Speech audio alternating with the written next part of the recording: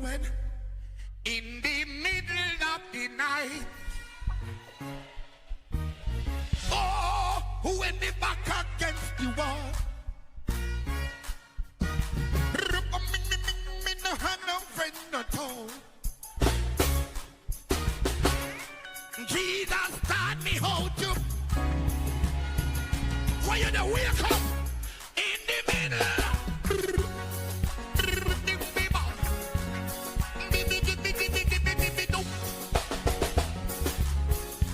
Oh, in the middle of the night, I went me back against the wall. Gotta me no have no friend at all. My Jesus taught me how to pray. Pray, Christian. In the middle. Hey, wave your hand, make you do what's in your belt. Push up your hand and make you do what's in your belt. Push your hand, make you do what's in your belt.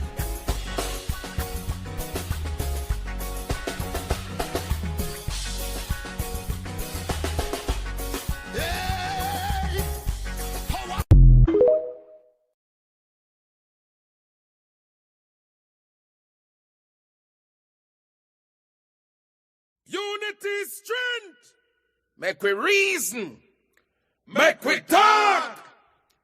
If we see corruption in any shape or form, we're going to highlight it. Make we talk. Jeffrey Tavares represents yard and broad and the entire diaspora.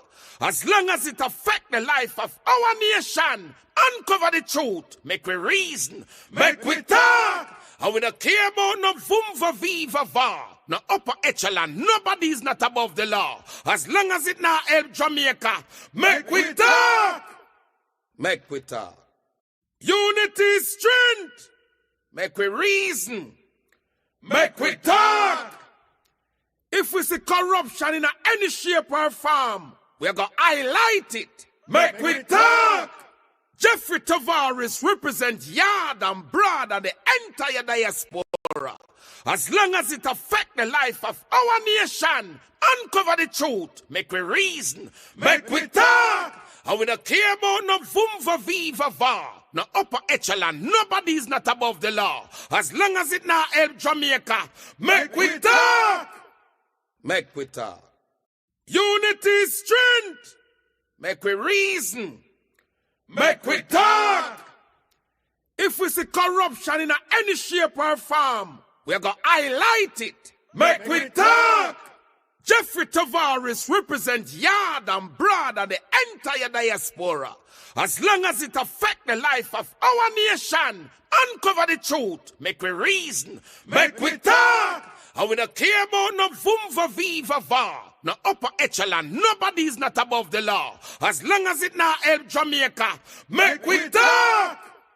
Make we talk. Unity, strength. Make we reason. Make we talk. If we see corruption in any shape or form, we're going to highlight it. Make we talk. Jeffrey Tavares represents yard and broad and the entire diaspora. As long as it affects the life of our nation, uncover the truth. Make we reason. Make we talk. And we don't care about no vumva viva va. No upper echelon, nobody is not above the law. As long as it not help Jamaica, make we talk. Make we talk. Unity, strength. Make we reason. Make we talk. If we see corruption in any shape or form, we're going to highlight it. Make we talk. Jeffrey Tavares represents yard and broad and the entire diaspora.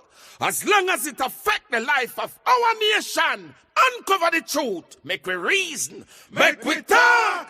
And we don't care about no vumva viva va. No upper echelon, nobody is not above the law. As long as it not help Jamaica, make we talk. Make we talk. Unity, strength. Make we reason. Make we talk.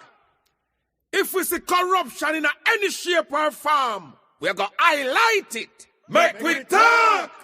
Jeffrey Tavares represents Yard and Broad and the entire diaspora.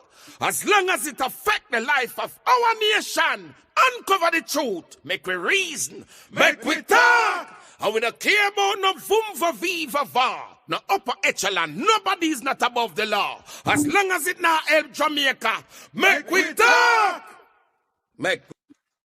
Good afternoon, whoever listening, watching from around the world in the Eastern Caribbean. It's another edition of the Mek Wi Talk current affair program. It is now 6:38 in the United States, in Florida. It is 5:38 in the land of wood and water, Jamaica. We have listeners from all over the globe watching us this afternoon. This afternoon, as we come on air, we want to say thank you all for coming on. You could be elsewhere, but you decide to come on over here to watch us right here on the Mek Wi Talk program. Thank you all very much for coming on.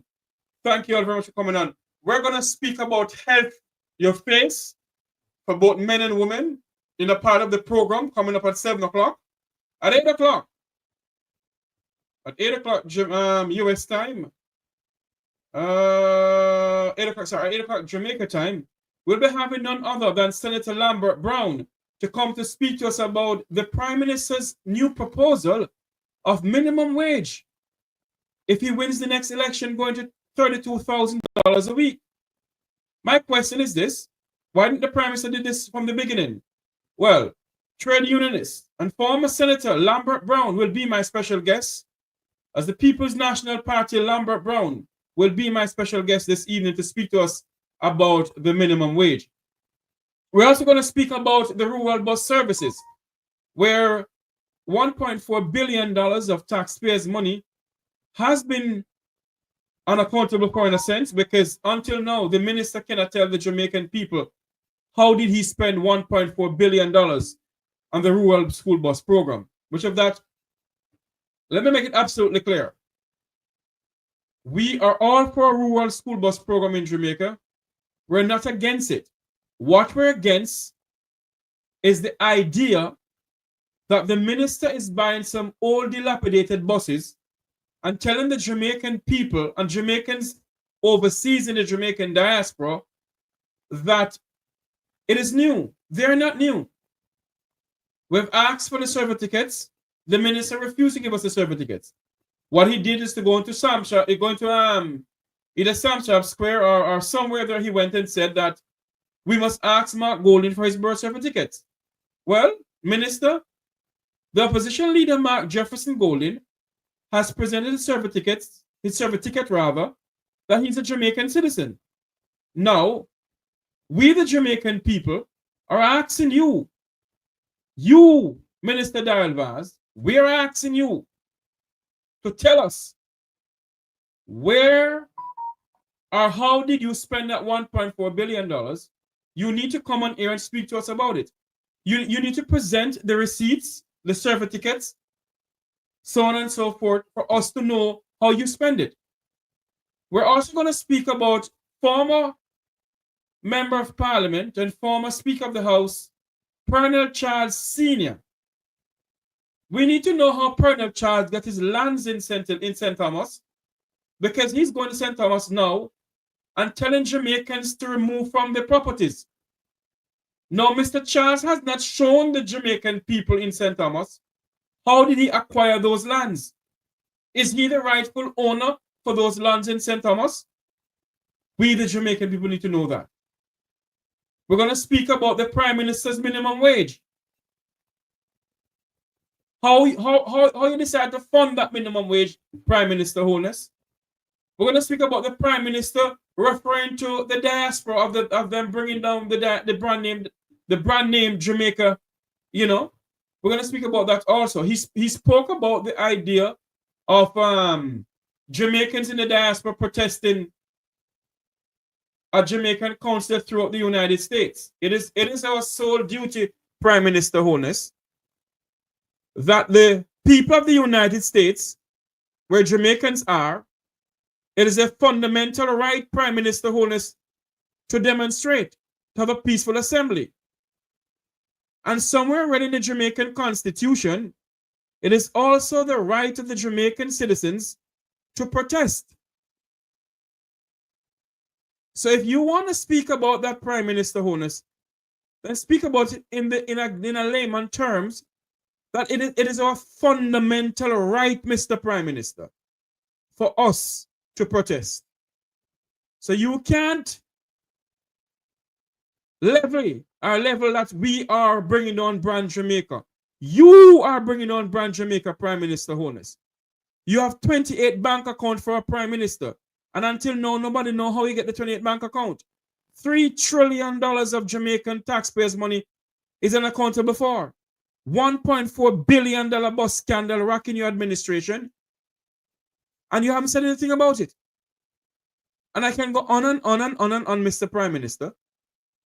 But as we come on here tonight, we're going to speak about, as I said before, women and men facial care. One of my special guests is none other than Kamaya.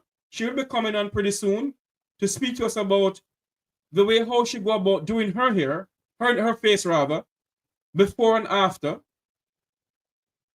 Before and after.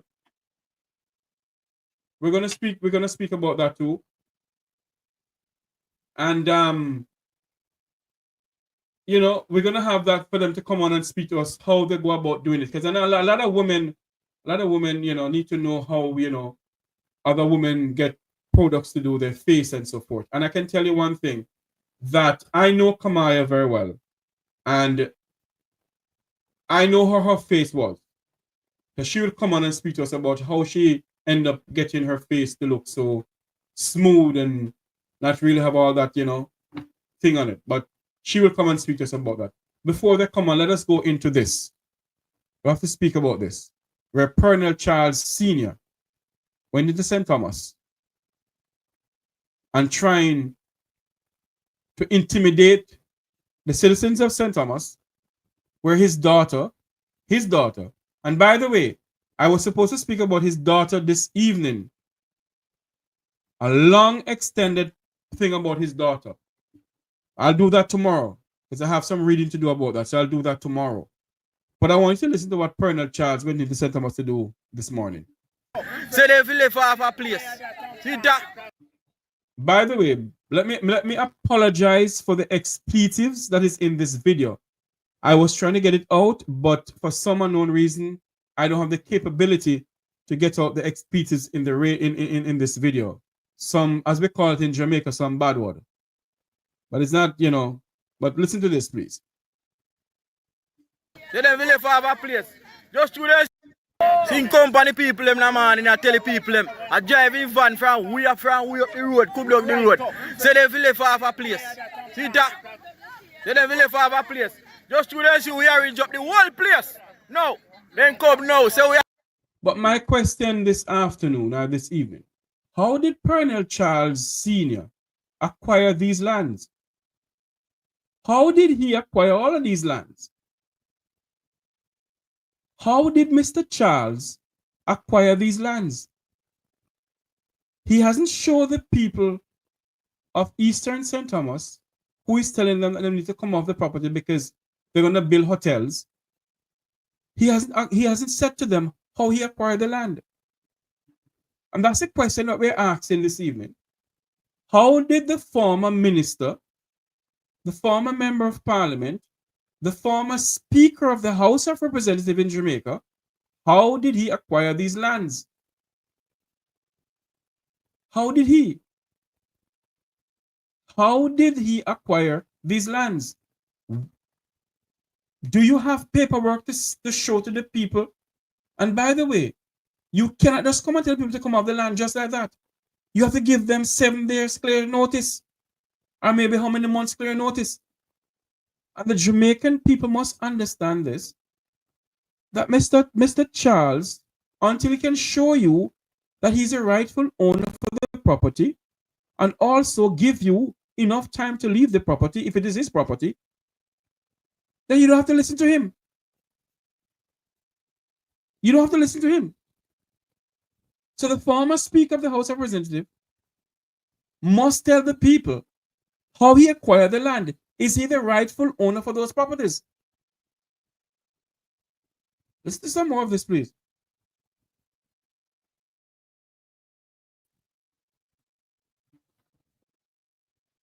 I have to go left off a land to them, see who put up wearing flag and sitting them.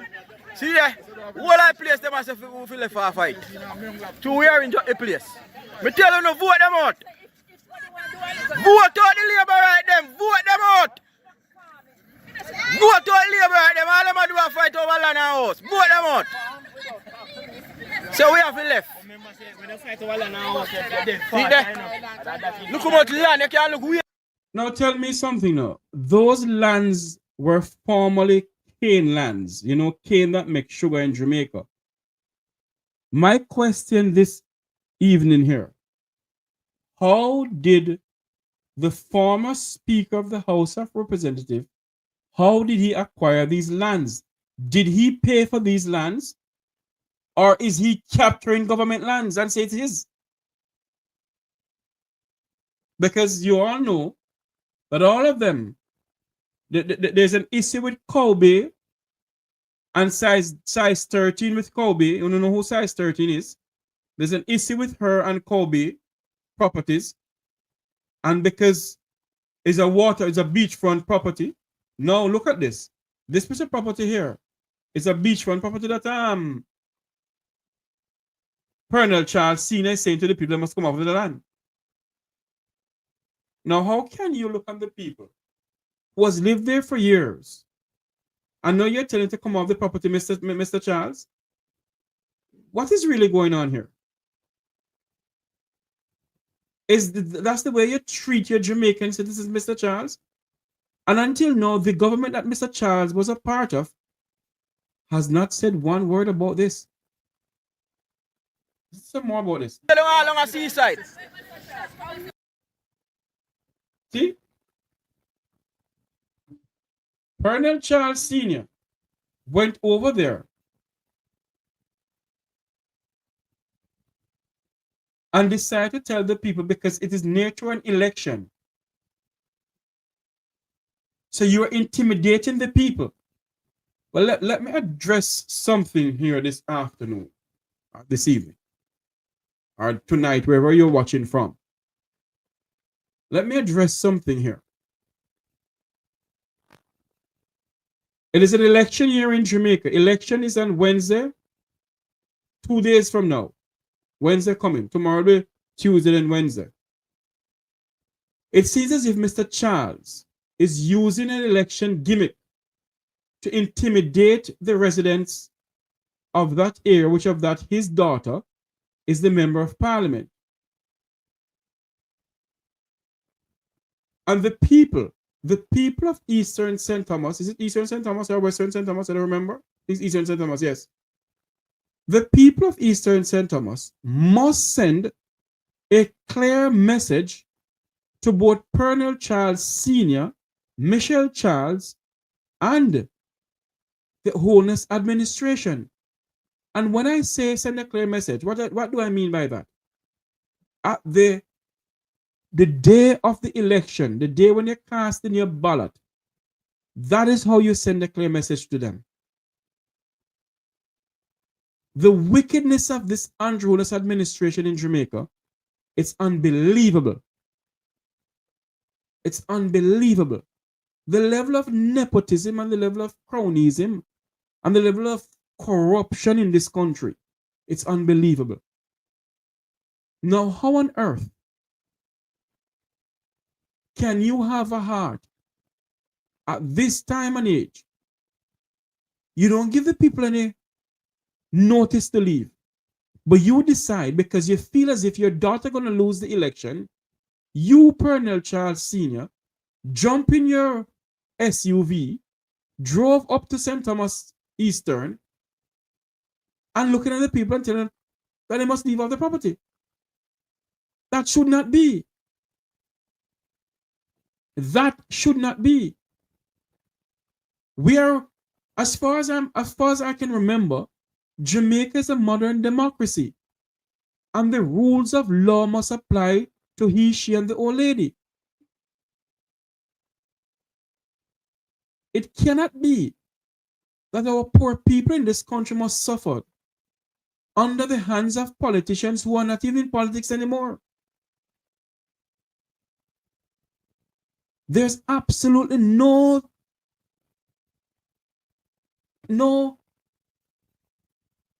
paper that is handed to the people who say, yes, Colonel Charles is the one who owns this property. Nothing is there. Not one single thing is there to say, yes, they own the property. They have not shown the people of St. Thomas that he owns that property. But yet, he goes up there, and I tell you something, if I show the correct video, where some people tell him some no ends of Jamaican bad word, he must move in whatever. And because I know children may be watching this program here, I decided not to put up the one with the I think the one with the expletive was cut out. How on earth? Why is it that these politicians are just grabbing up poor people land, government lands, and claiming it and say it's theirs? Huh? Well, you know something? It's full time the Jamaican people wake up, When I say wake up, I mean wake up in the sense that you cannot, because your party put somebody in your constituency to run as an MP, your hands and gloves it. You cannot. And Jamaicans, it's full time you wake up and smell the coffee. You almost doing a research. Because if you're not doing a research, if you all do a research, and Michelle Charles, and what happened to her in the United States, you don't vote for her. You never vote for her.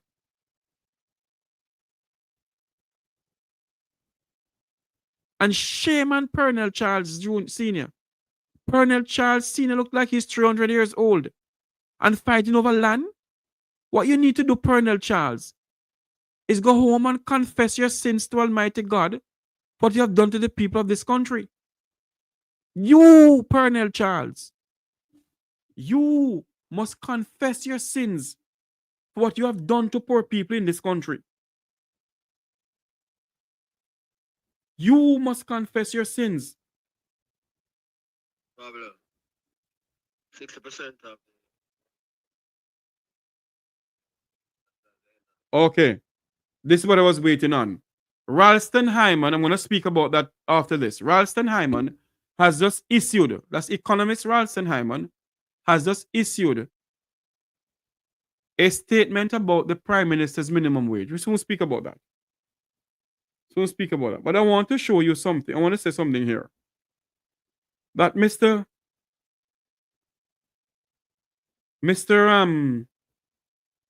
Charles, what you need to do, Pernell Charles Sr., is to literally go home,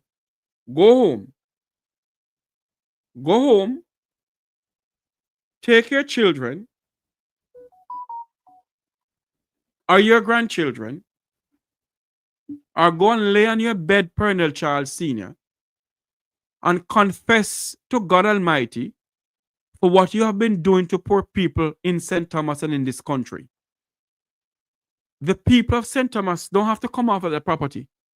You have not shown them that you are the rightful owner for the property. And the law of Jamaica states that you have to give the people notice. You can't just go there, Pernell Charles, with some bullyism. Like you must have bull Duppy and Duppy Conqueror, you're the chief.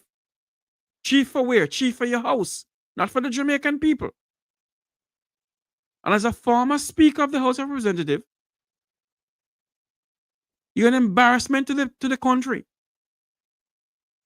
You are an embarrassment to the country, Pernell Charles Sr. And you need to tell the people of Jamaica, I'm not taking any calls,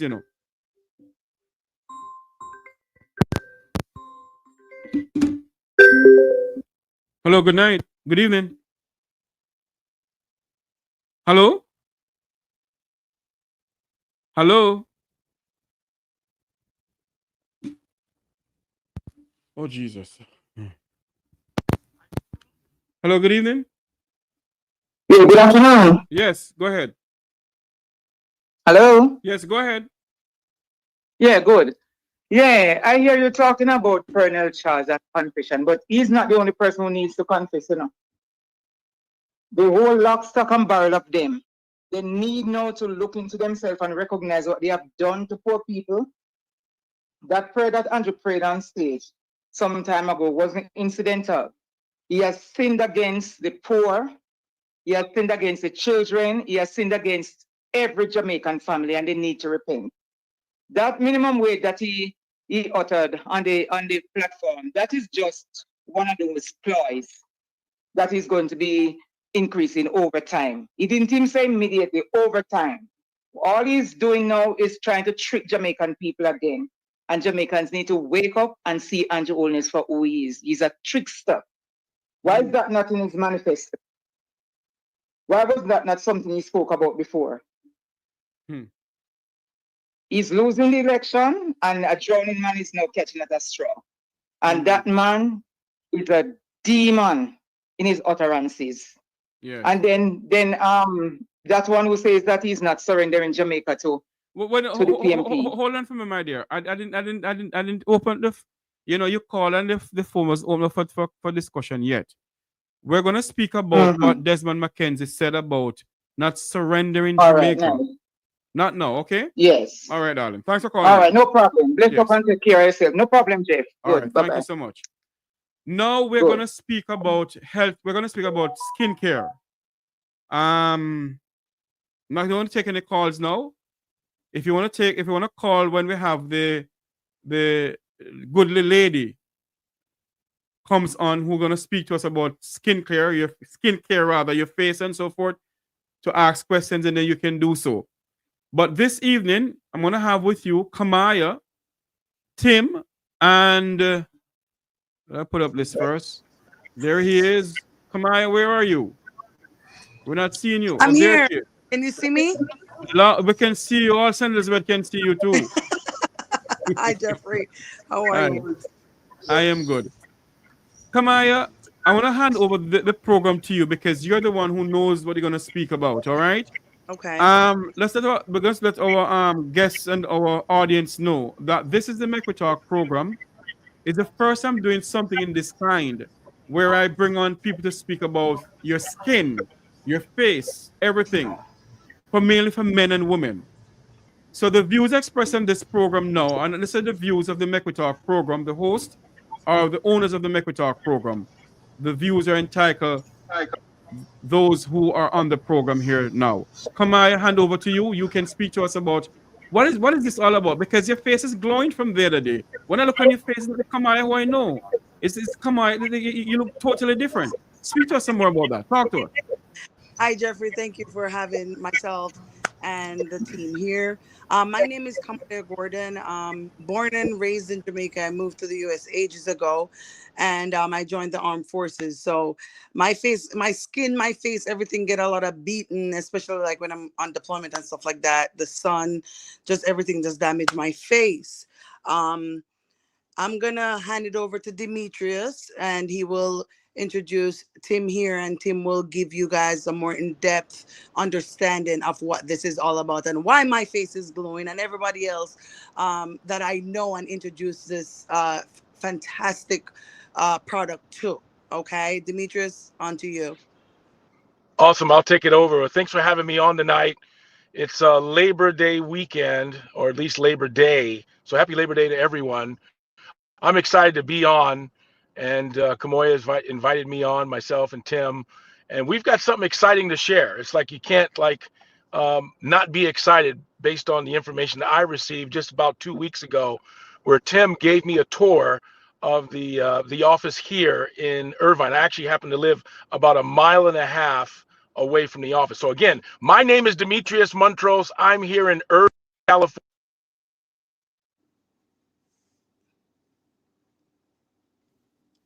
Okay, I think we have lost him there. Tim, are you there? Not Tim. Demetrius, are you there? For some reason, I went out. Okay, go ahead. Can you repeat again where you're from? Where are you in California? Where in California are you?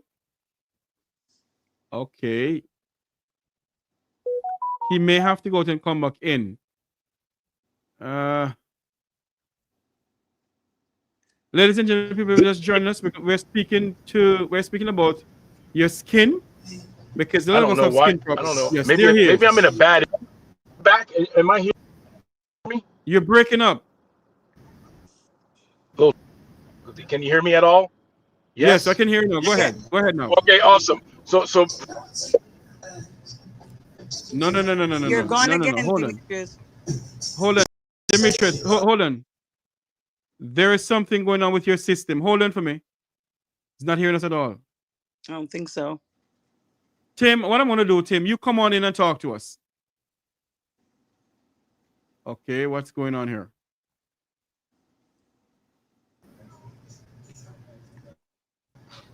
Demetrius, we're not hearing you. We're not hearing you, Demetrius. Look, it sounds like, Demetrius, you might have a little bit of a challenge, but Kamoya, I do have to admit, your skin does look good, Kamoya. Thank you, Tim. Thank you very much. All right, Tim, go ahead. Talk to us. What is this company all about? Where's this company from? And I love Jeff. I love what you're doing. Thank you. Well, when you talk about this product right now that Kamoya's got her hands on, I was able to find out about it about a little over a year and a half ago, actually. And I've actually been in the skincare industry now for like about 16 years, and I was a part of building $1 billion skincare company, and helped start that company out of my garage, and it was just amazing. And I found out the power of beauty, right? I found out when you find a right product that can really deliver results, that you can really bring beauty to the world, right? And whenever I heard about this Remon product, I was just blown away. I was absolutely blown away with the story. A good friend of mine is the president of sales, and he had contacted me about this #1 K-beauty brand. He's like, this is the #1 brand out of Korea, and it's going to be coming out here. We're taking this thing around the world, and they're about to open up in the United States. And he sent me some products, and I tried it out. And I was blown away with the results. I coached football here in Southern California, and I went to football practice, and one of my coaches was like, "Man, your skin looks good." And I was like, "Bro, who says that?" I was kind of taken back by that. And the next day, my daughter asked me, Botox. I mean, are you kidding me? And my wife goes, "It's got to be that product that Danny has sent to you." So, I called Danny up and asked him, I said, "Why is this Remon product? What is the story behind this?" And he said, "Well, a gentleman by the name of Chairman On, he started this company, Remon. And he's actually, one of the #1 Korean formulators over the last 20 years for K-beauty products. And he basically, came up with this plant. He was able to create a plant. And how the plant came about was there's a plant in Asia. They call it tiger grass in America, because when tigers get wounded, they'll roll around in it. In Asia, they call it Centella asiatica. And, in America, we use, typically we use a product called Neosporin. But in Korea, they have a product called Matakaso. And Matakaso is like the Korean Neosporin. And it's made from Centella leaf, right? Or tiger grass. And he started to research this. Chairman On started to research this plant for its healing properties. There's tons of medical papers written on it. And when he brought the Smart Farm and started studying, Jeffrey, this plant. And what happened was, what was that?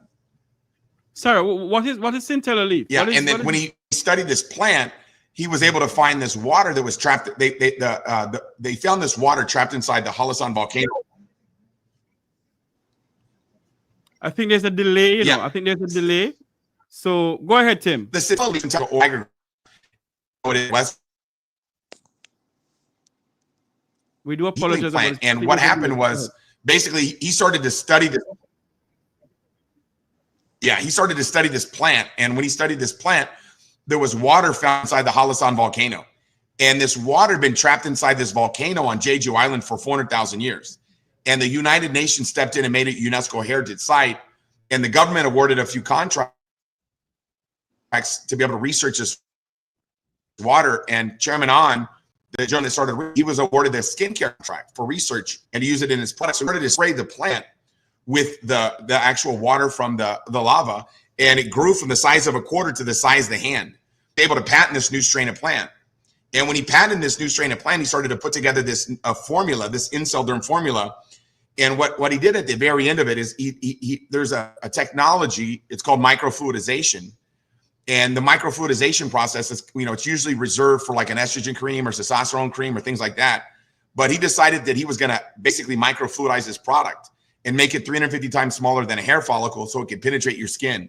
And what happened was the results people were getting, he said, I'm going to start this company. And they just started sharing this thing in Korea, and it quickly became, it just started growing like wildfire. And they were about to grow internationally in 2020. But because of COVID, they waited until the restrictions were lifted in Korea.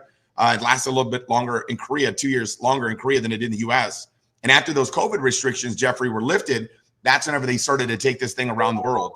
And the company's already done $2.5 billion in sales. The number one selling product, this product here, this cream, they sold 50 million bottles of this cream in Korea. You're talking about a population of, of about 50 million people. They've sold over, 50 million bottles of this cream, and it's the number one selling cream. So this product is unbelievable. The results people are getting were just phenomenal.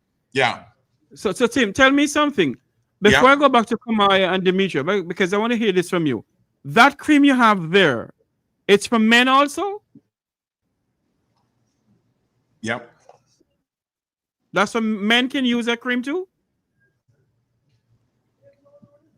Yeah. Okay, so tell us how do you use it?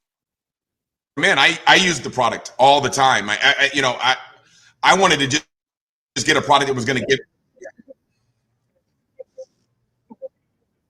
It's super simple. I just been right away. I started getting results the first day I started using it. Okay, Kamaya. Talk to us from it's a remarkable product, and it's unisex product. Anybody that wants to look better, right? And for me, it's like, when I started using the product, got results right. Yes, Kamaya, talk to us, because I know you very well. I've seen you, I've been around you.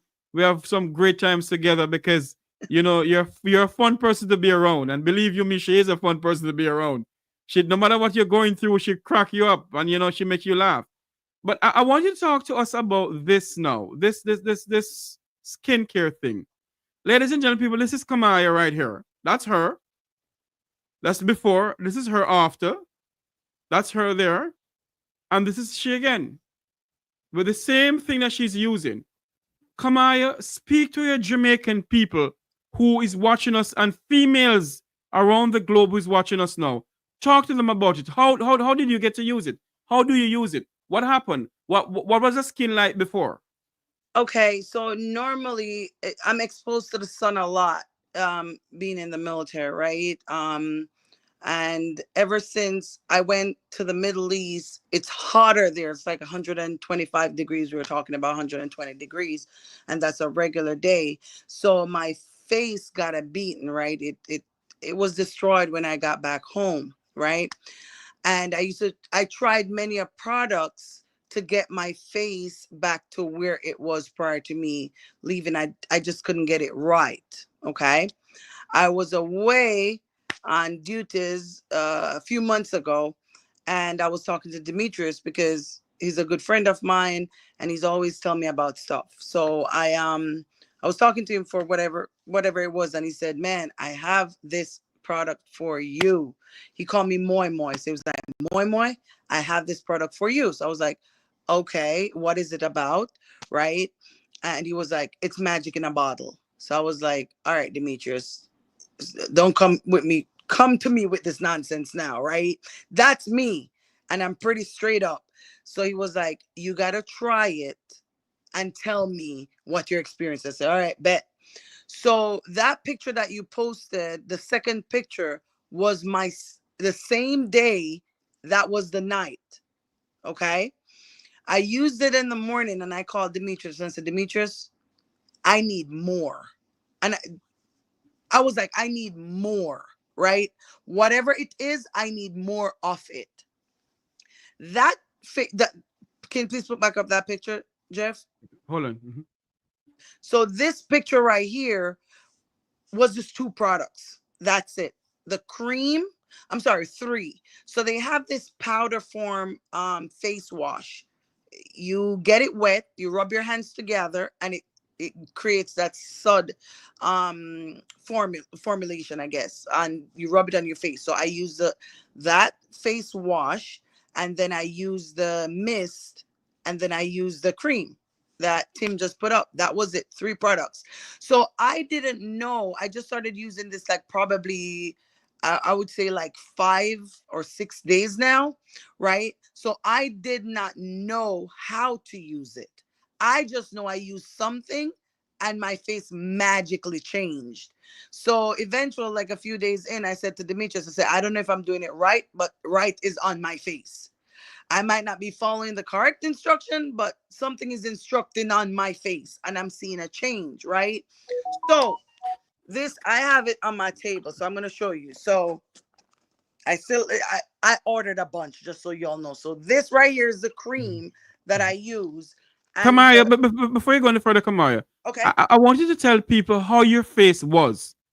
Deep. Was I know you said it is dried and everything, but right. Speak to us in layman terms. Tell us how your face was, and Okay, then it comes to this now. Okay, so when I wash my face normally, and I normally use like natural soap to wash my face. So when I wash my face normally, it's normally dry and ashy, right? So I have to put oil or something on it. And I used to have pimples, like breakouts, right? All depends on the season, what I eat, stuff like that. Now, I've been using this product for like a week, 6 days to a week. I have not had any breakouts. When I wash my face, it is not dry, okay? It literally, it's that after finish, but it's not dry. And then when I add the products on, this is the sheen. I'm wearing makeup, as you guys can see, but the glow still comes through my makeup. So I don't need to add like any highlighters or anything like that on my face itself, because it has a natural glow to it. I want to ask Tim this question now, Kamaya. Okay. People are asking in the chat room, what's the side effect? Is there a side effect? Tim? Well, it's actually rated the #1 cleanest K-beauty product there is, right? So I've got a lot of people that I work with that have actually got, skin cancers and cancers that can't use traditional skincare products, but they use our products because they're so clean. So the products are absolutely amazing. They're very clean. Anybody can use them. Sometimes when you use a new product that you might have a skin purge, maybe like 1 or 2% of the people, which would be like getting the toxins out of your skin.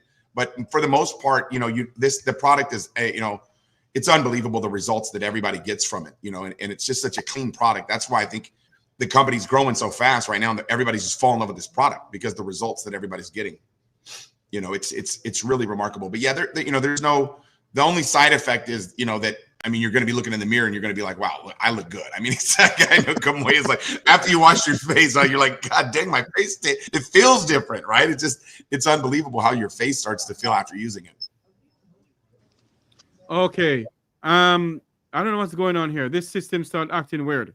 Anyway, so basically then there's no side effects, and people who maybe was been through cancer and so forth can use it. Yep, that's right. How can they get? I want to talk to Demetrius first though, but I want to ask this question of Kamaya though. Kamaya, you have been using this for how long? About a week. About a week. Yes. Wow, this thing has a lot of results, because I know you, and like as you said, your face was, and this is her now. As what somebody said in the chat room, Kamaya girl, you're glowing. Let me find if I can show you. This is what she said. Where it is. She said that, Kamaya girl, you're glowing, because she loved. There it is.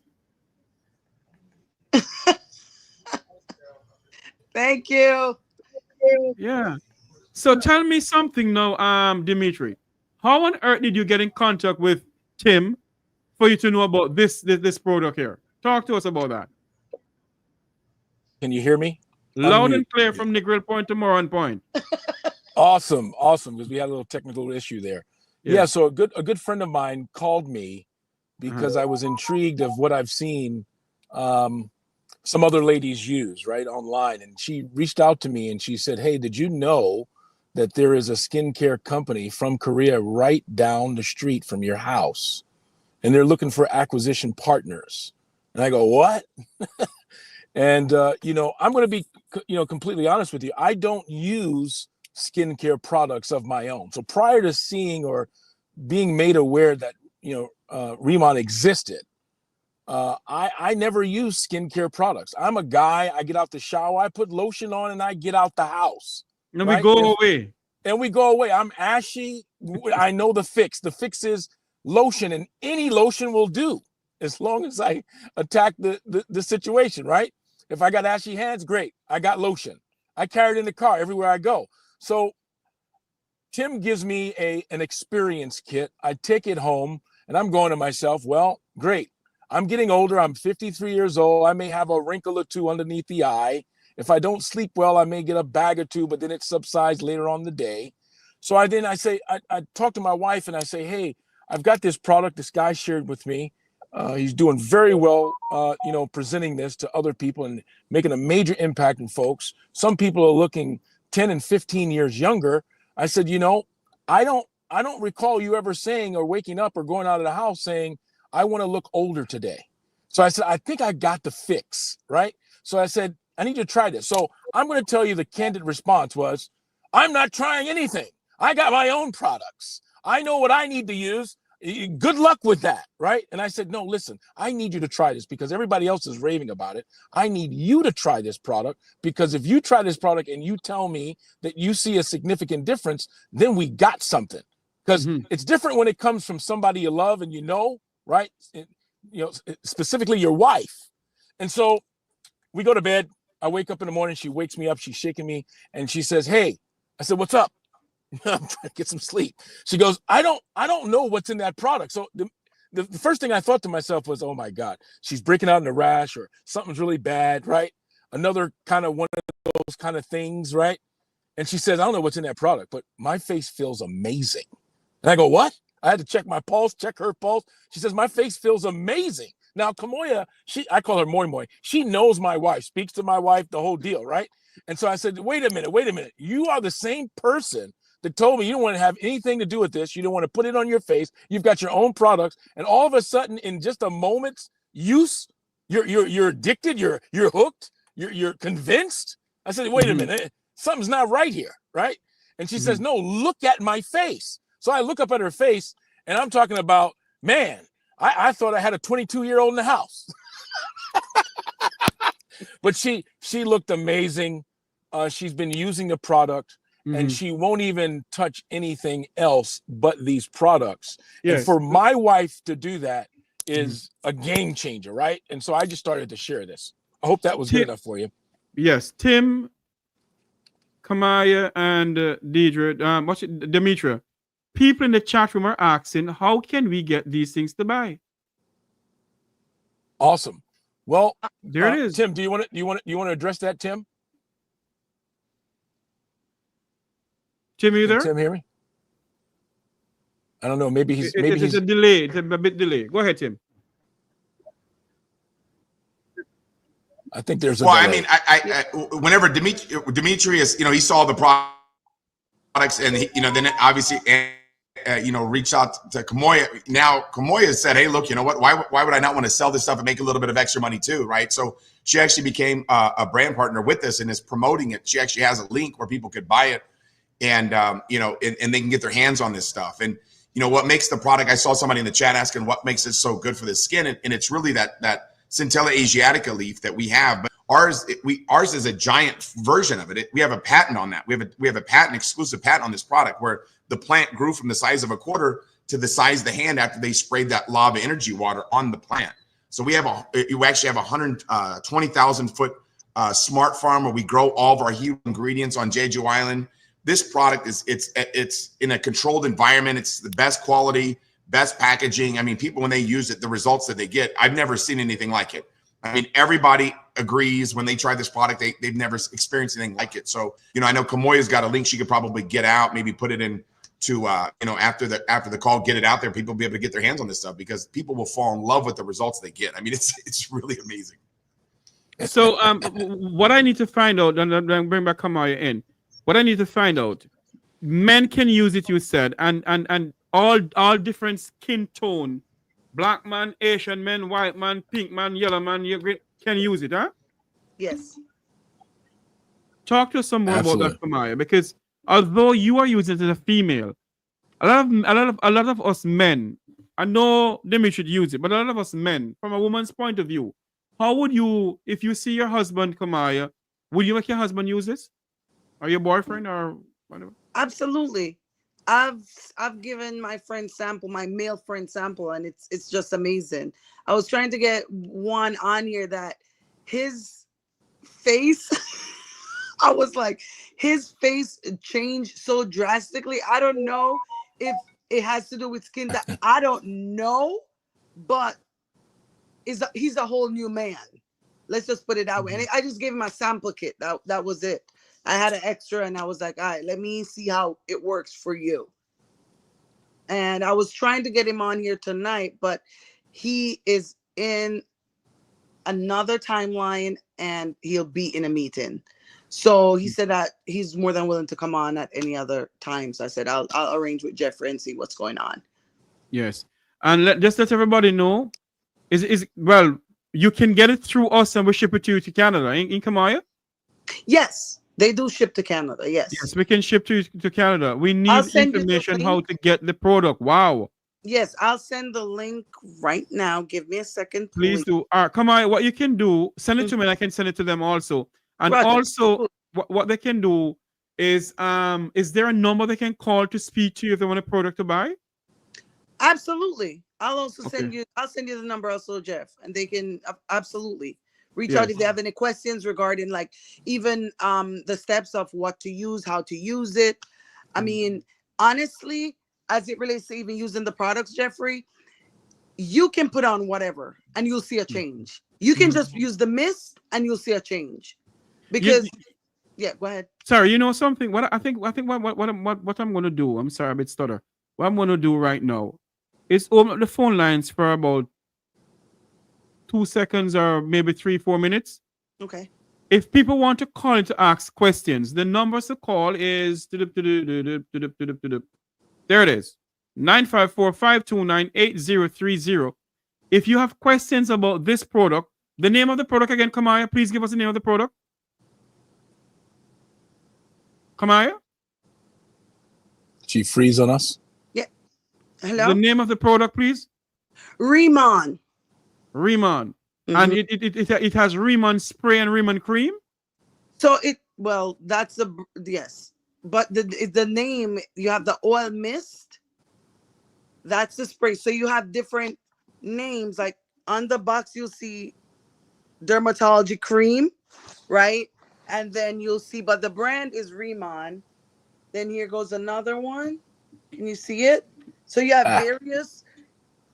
Then you have the common balanced gel. Now this one I use by itself. Honestly, sometimes I just use that. And then you have the cleansing oil, right? That is if you have like makeup on, you can use that. Literally, your face needs to be dry and you just put it on. And now this is the cleansing powder wash, but they're all Remon branded. Okay, for those who have questions, who are asking questions, so we can get the product, you can call the number now. Kamaya could speak to you. Here we go. Good afternoon, Mek Wi Talk. You're live. We're talking about skincare tonight. Go ahead. Yes, Jeffrey. I'm watching your program. I'm interested in one of that. I'm in Canada. Yeah. You're in Canada. Okay. What I'm gonna do, you see? Call me because you have my number direct. So you can call me. I'm gonna write your number down anyhow, just in case I forget because I'm getting a bit young. So I don't remember things that much anymore.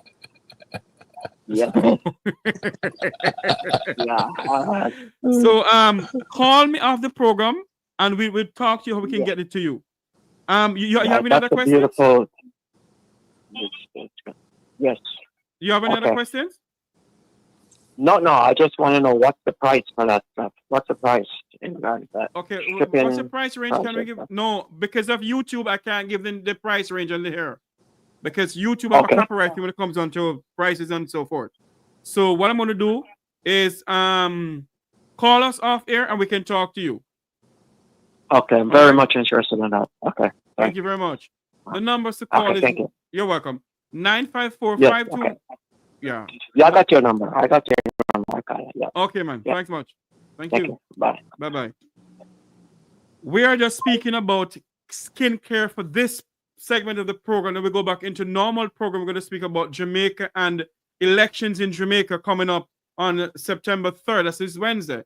So we're speaking about your health, your skincare, how to take care of your skin. The number to call is 954-529-8030. We have with us here my cousin, Kamaya, Tim, and Demetria. They are the ones who know more about this skincare. And because Kamaya is related to me, I decided to bring her on because she's a no-nonsense person. We sit now, walk, just now walk. And I know Tim don't understand one thing I said a while ago. If you now walk, Jeffrey. You know me not upon the foolishness either. Right. So when she come out and said this is working, because I can tell you one thing. When you look at Kamaya's face right here, this here, that is her we know her as. This is a different one. Now, this one here now is after. And you can see the difference. Let me take the telephone number over here for a bit. Here we go. That is her. She's just glowing as what somebody said. Because the thing is working. It is working because that's not how I know Kamaya, That is her. Look at her now. This is her. So if you're interested in getting these products, obviously it works. It works for women. And as Dimitri said, it works for the men. So those men out there who just love to take care of other matey, take care of your wife too and yourself. So this is it, We only have one call so far. It is now 7:29. 6:29 in Jamaica. It's 7:29 right here on the Mek Wi Talk program. We're really listening and watching from around the world and the Eastern Caribbean. We are speaking about skincare tonight, our face. And after this program, we go back into normal program where we're going to have... He froze up. Pardon me? Did you say something? No. Okay. We're going to speak about politics afterwards. Tim, come on in and talk to us, man, because you're quiet. You get into the Jamaican vibes. Hold a minute. You guys got me want to go to Jamaica. That's what I want to do right now. Hold a minute for me. I love what's going on. Yeah, we have a call. Just a moment. Caller, good night. Welcome to the program. You're live. Good night, Sir Jeffrey. Yes, sir. I'm interested in getting the product. I'm in Florida, North Florida. All right. Let me take your number down. I have your number right here. I can see your number on the phone here. Hold a minute for me. What happened here? Hold on for me, please. This phone is acting up here. 201. Okay. So what we're gonna do after the program is over, you can call me back and I give you more info. How to get in contact with Kamaya and she not a problem, boss. You're welcome, man. Thanks. And I hope you buy something. I'm gone. This is a wonderful evening. It is now 7:31. We're gonna give you all three of you 3 minutes to wrap up as we say so long from this segment of the program. And from now on, Kamaya, all of you are gonna be a special guest every other Monday. Okay. Hopefully. Let me talk about that because I like to do this when I am home. I do this when I'm home. So what we're gonna do, we're gonna talk about this. We're also gonna have some advertisement on the program pertaining to this skincare here. So Tim, 3 minutes before you go. Give us 3 minutes and wrap up. Well, the biggest thing I think is that, I couldn't believe the results that I've got. I've been in skincare sales for over 15 years now. I've sold over $1 billion of the product. I've never seen anything like this. Absolutely never seen anything like this. People are changing their faces. I mean, it's the most remarkable product I've ever seen. #1 rated K-beauty brand on the planet. And now it's available in the US. Now it's going around the world. And the people that are getting their hands on it, they can't believe the results they get. It's the same thing every time. So it's exciting. hold on for me. For those who are asking how can you get it, you have to come through us. Come through me to Kamaya, Dimitri, and Tim. And then you already have my number. Is it on Amazon? No? No, it's not on Amazon. It's not on Amazon. And for those who live in New York, you need the product. I'm in the UK. Get in contact with you. We can ship to the United Kingdom. Kamaya, give me the information that I can post to the thing here. Or you can send information. I'll send it to you right now, Jeffrey. So just I'm gonna go to the other screen. Give me a second. Yeah. Okay. So Tim, continue talking first, please. You know, the other thing I would add too is that, you know, the profession of direct selling, I got involved in it 30 years ago, and it's just, you know, it's been revolutionary financially for my life and helped a lot of people make a lot of money. And I know some people out there are more interested in making money than they are in, you know, looking better, right? So if there are people that might be looking to get involved in a business where they can make some serious money part-time on the side, you know, Kamoya can actually, you know, allow people to participate and promote the product and make a pretty substantial income as we build this thing around the world. So it's really exciting, man. And I really appreciate you, Jeffrey, having us on, because I know that there's going to be a lot of people that try the product and absolutely fall in love with it. And I'm sure a handful of people will be interested in finding out about the details on how they can earn extra income promoting the product. Yes.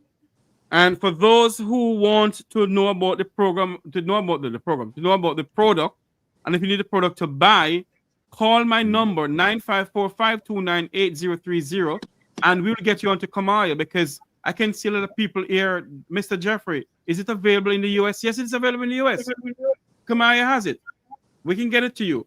We can get it to you to ship to Toronto, to London, even to the land of wood and water. Do you know where that is, Tim? The land of wood and water? Where's that? Jamaica. Jamaica.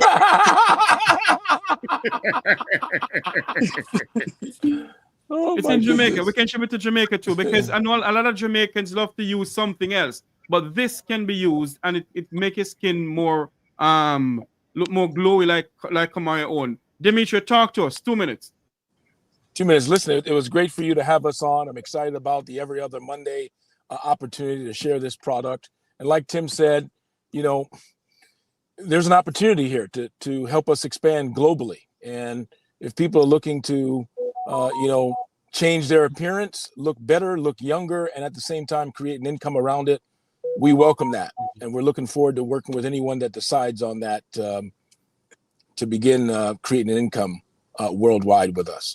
One of my mentors way back when used to say, change isn't change unless it's changed, with an ED, changed. And we're changing a lot of people's lives. And for anyone that makes one application of this skincare product, your face will change. That's it. Back to you. For those who are asking for the okay. Oh, that's what's Kamaya. Okay, thanks, Kamaya. For those who are asking for the information, there it is. It's posted in the chat room. You can go to this website and you can get it. You can also call the Mek Wi Talk program here. We can assist you with it also. And I'm pretty much sure the Mek Wi Talk program want to start selling it too, as soon as I can see if this work for me, you know, because I want to look like a, you know, anyway. So we're gonna talk some more about this. Kamaya, give us 2 minutes. Talk to us. How can we get in contact with you through me? And give us the website and everything. Talk to us. So I just posted the website in the chat. waxoff.reman.com. Okay. So guys, I'm excited about this. I don't get excited about anything much, right? That's right. Unless my aunt called me about something, right? That's when I get really excited. She's the only one that really excites me. Or my friend Ro. I think she's on here also. But for the most part, I am not an exciting person. I do speak my truth. And with my truth, people think it's funny, but I'm as real as it gets. So I'm excited for you guys to join, whether you just want to use the products or you want to make some money on the side. I would say either way you go, you can't go wrong, right? There's no wrong way with this product. Try the product out. I've tried it. I tried it before I start talking about it.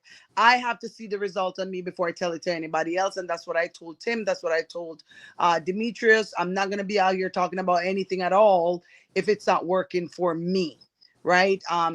This is me. It's not AI generated or anything. This is me not in my couch under a dim light for you to see my glow, right? And yeah, try it out. Let me know, and you get back to us and let us know what it did for you, right? That's all. For those who are in Jamaica who wishes to get in contact with us, you know my number. It's also a WhatsApp number. It's 954-529-8030. That's 954-529-8030. WhatsApp us. We can get you the stuff right over to you, but you have to pay shipping and handling though. We can tell you from now. For those who need these stuff from us, you have to pay shipping and handling separately. Is that so, Kamaya? We can, we can put something together for my Jamaicans, right? I'm a bit. Okay.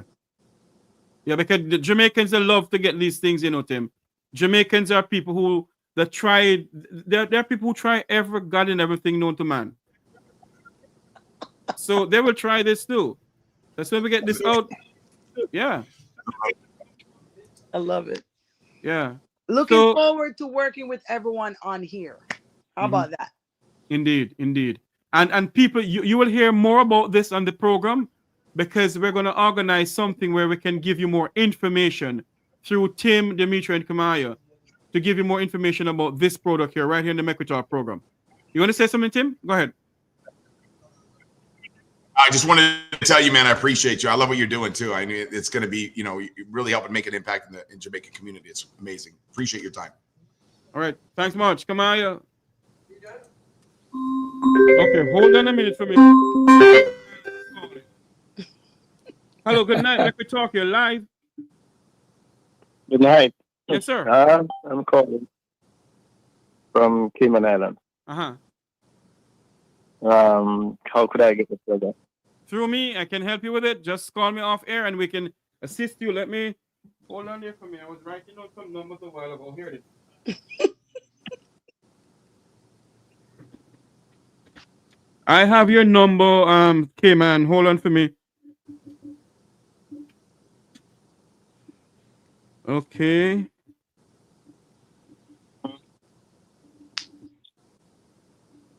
Okay, so we'll give you a call as soon as the program is over, all right?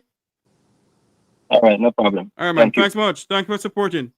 Jeff, the link is also in the chat, so they can click on it to get their package. And if they have any questions about it, they're more than welcome to give a call or send a text. Yeah. For those who live in Jamaica, call the number 954-529-8030. It's also a WhatsApp number. I want to say thanks to Kamaya, Tim, and Dimitri for coming on to speak to us about this new skincare program that is out, Kamaya looked like, oh my gosh, she's just 16 years old. Dramatic. Because she's just 16 years old. I got to turn on my light here. Go ahead for me as we wrap up. Kamaya, talk to us 2 moments before we wrap up. Sell the product to the people.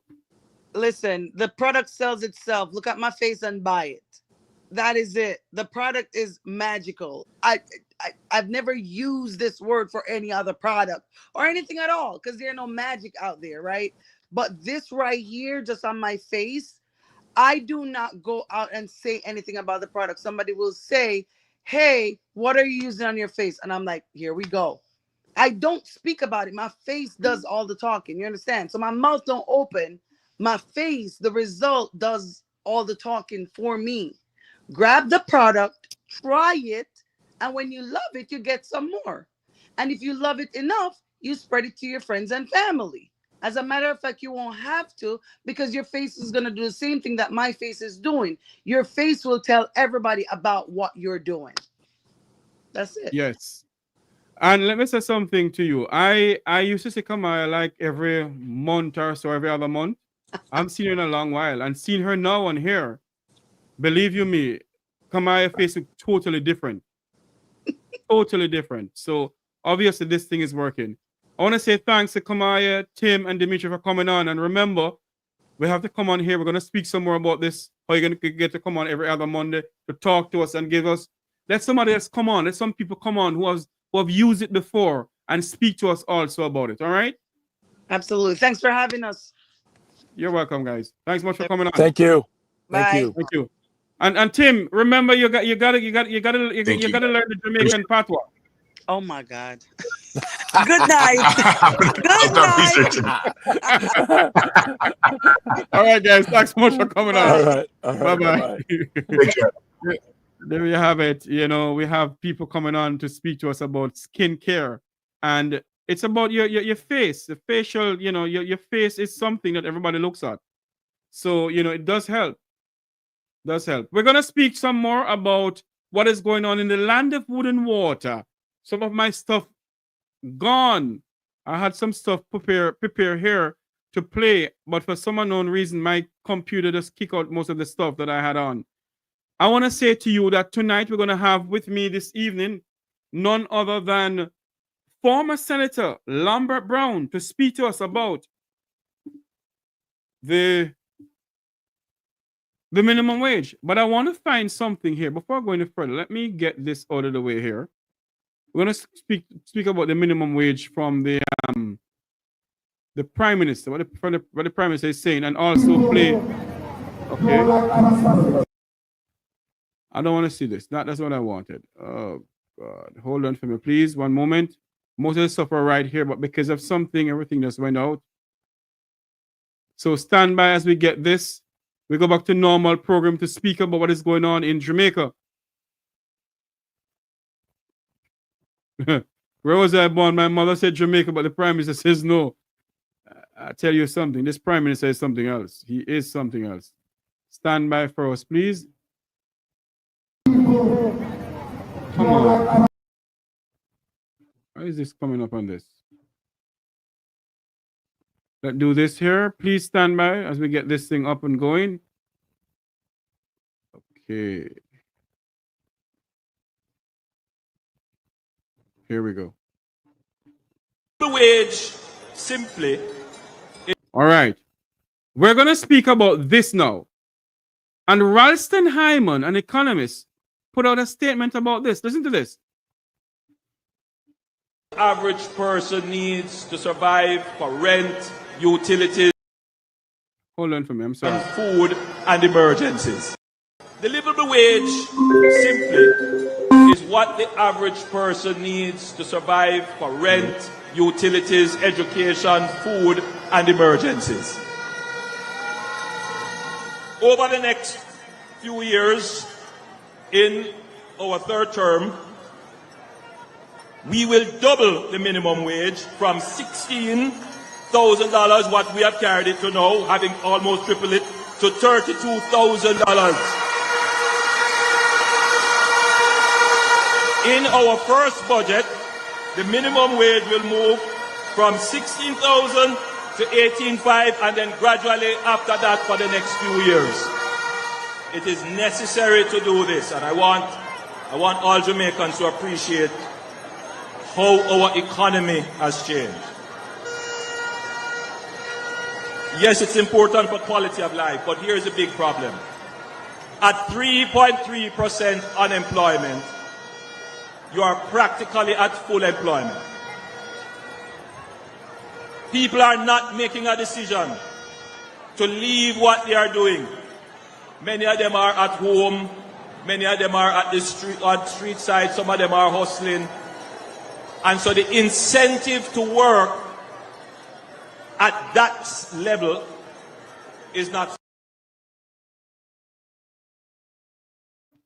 Mr. Prime Minister, let me take this off here, because as far as I'm concerned, you're looking vote. You are looking for the people to come and vote for you. That's exactly what you're doing. My question to you, when you raised minimum wage the other day, why didn't you, Prime Minister Holness, why didn't you put the minimum wage to XQY to $32,000 a week? You know why you can't do it, Minister? It's not feasible for you to do it. You cannot do it. And I want you to listen to, I wish I had the thing up here. I don't know what happened. Let me see if I can get it back. Oh, or what's going on? Hello, good night, Mek Wi Talk here live. Yes, Mr. Jeffrey. Yes, sir.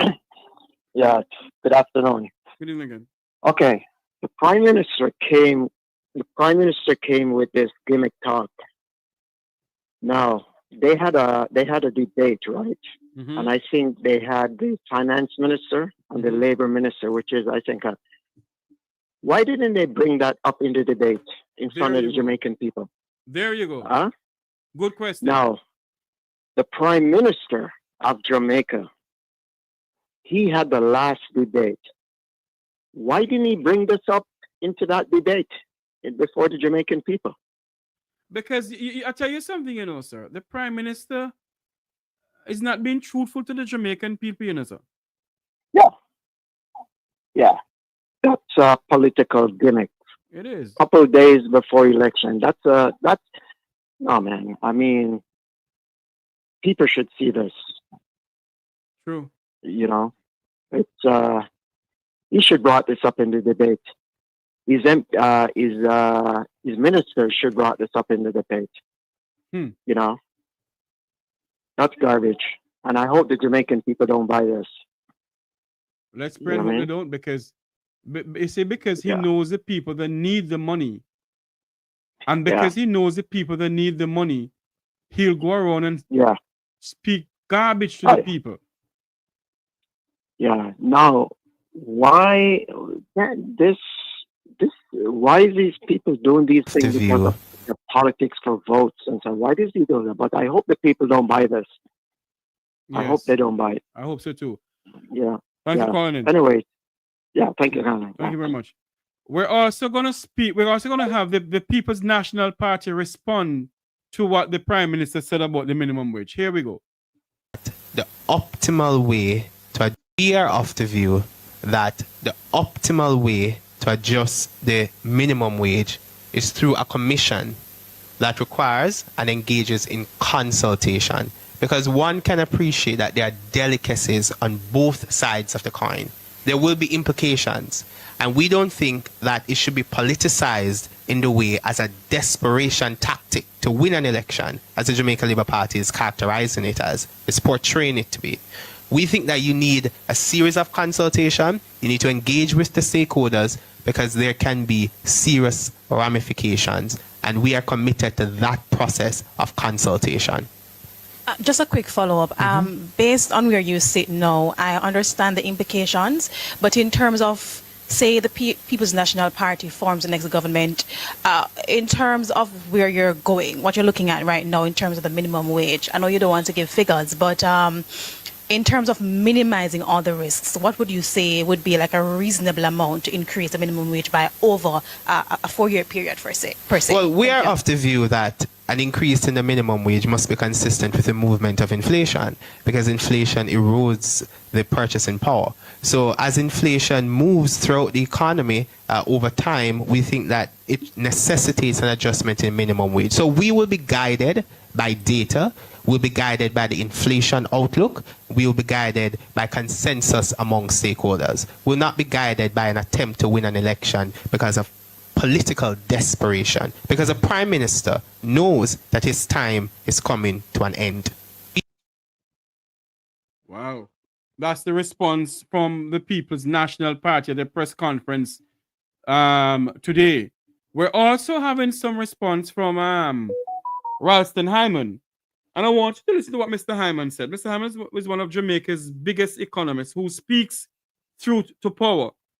And I want to listen to what Mr. Hyman had to say. Just a moment here.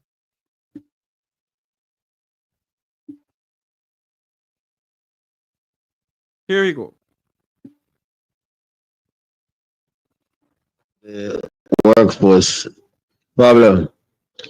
60% of the workforce are working on the minimum wage. That's at the end of the first quarter, March 31st. May I get the latest data? Because the people on this now, the data, they must chat out their mouth. That's 860,000 persons would find themselves in a very adverse position, could lose their jobs if we do the madness that the Prime Minister is talking about. Right? There are some 250,000 persons in the agricultural sector, 245,000 persons who are working with Mr. Chin, between 58,000 and 100,000 household helpers, over 20,000 security guards, and 2,700 to 3,000 gas station attendants.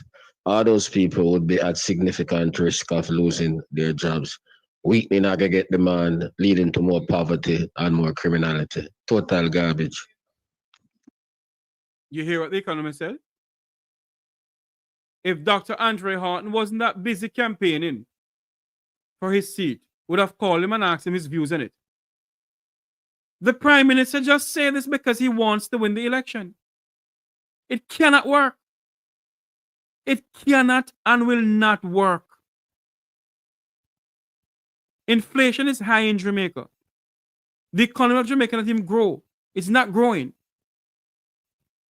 And for this Prime Minister, because of election,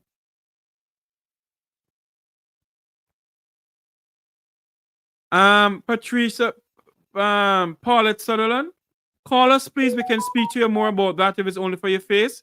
We can speak to you more about that. Just call us off air as soon as this program is finished.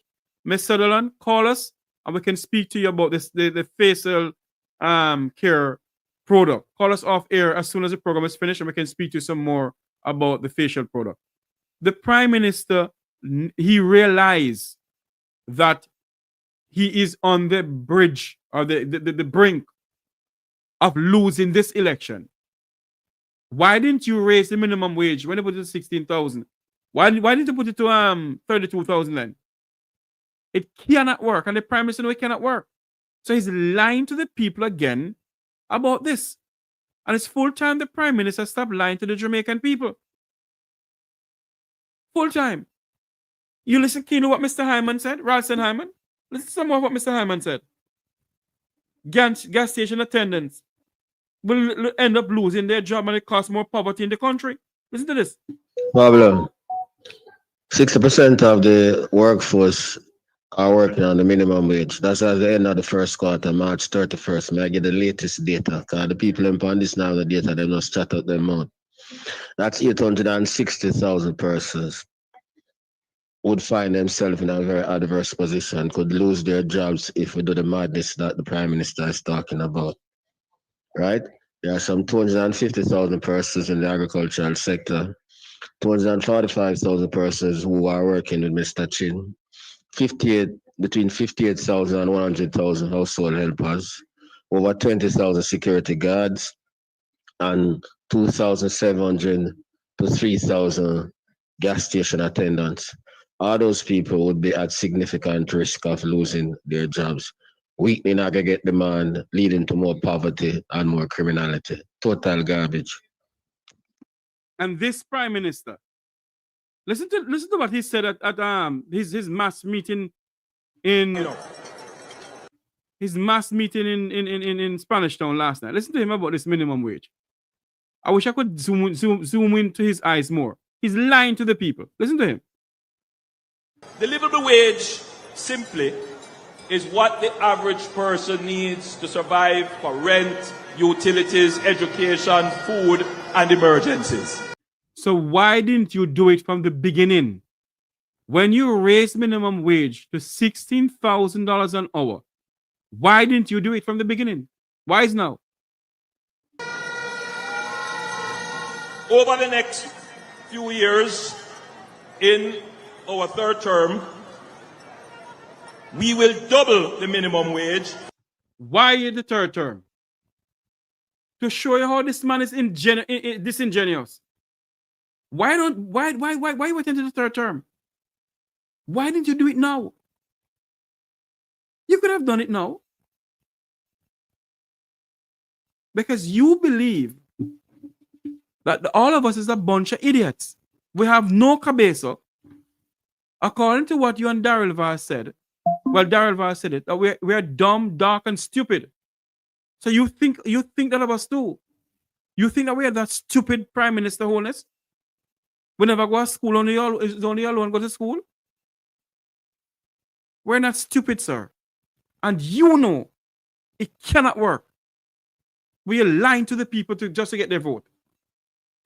From $16,000, what we have carried it to now, having almost tripled it, to $32,000. And the poor people don't understand one thing here they say, but then the Trump say, yeah. Huh? Ralston Hyman just said it a while ago. You think people who own the gas stations gonna pay the gas station attendants $32,000 a week when the economy of the country is going down? Huh? And those who are behind you don't calculate out this thing logically to know this can't work. It cannot work. I'm standing by to join former senator and trade unionist Lambert Brown to speak to us about this. This can't work. And the Prime Minister keep on lying to the Jamaican people about this. And the Prime Minister cannot work. Let's say more what he's saying. In our first budget, the minimum wage will move from 16,000 to 18,500 and then. So why didn't you put it to 18,500 from the beginning? Why didn't you put it to the 18,500 from the beginning, Prime Minister Holness? Why would not take us for a bunch of nincompoop? Please. Why? Gradually after that for the next few years. It is necessary to do this, and I want all Jamaicans to appreciate how our economy has changed. Yes, it's important for quality of life, but here's a big problem. At 3.3% unemployment, you are practically at full employment. What? People are not making a decision to... At 3.3, is this employment? You have full employment? So those who are wiping the windscreen in halfway tree, they're employed to Prime Minister Holness? I don't understand what you're talking about. Leave what they are doing. Many of them are at home. Many of them are at the street side. Some of them are hustling. And so the incentive to work at that level is not strong enough. So by increasing the minimum wage gradually, you shift the incentive to work in favor of work. So you're going to get more Jamaicans voluntarily decide. Hello, good night, Mek Wi Talk, you're live. Good evening, Mr. Tavares. How are you? I'm good. I'm sitting here and I'm listening to Prime Minister Holness. But what I don't understand is this man. No, we're not hearing you. You're gone a bit low. We're not hearing you. This man literally said on his campaign that he makes $9 million, and he's in the same rut as his constituency, right? Who is he fooling? Hold on for me, ma'am. Are you using a speakerphone? No. You having an earpiece? No. Okay, because you're going low, then you're going high. Talk to us now, please, because we didn't hear one thing is a while ago. Okay, I said he makes $9 million that he talk out of his own mouth. And you're sitting here want to pay these people pennies.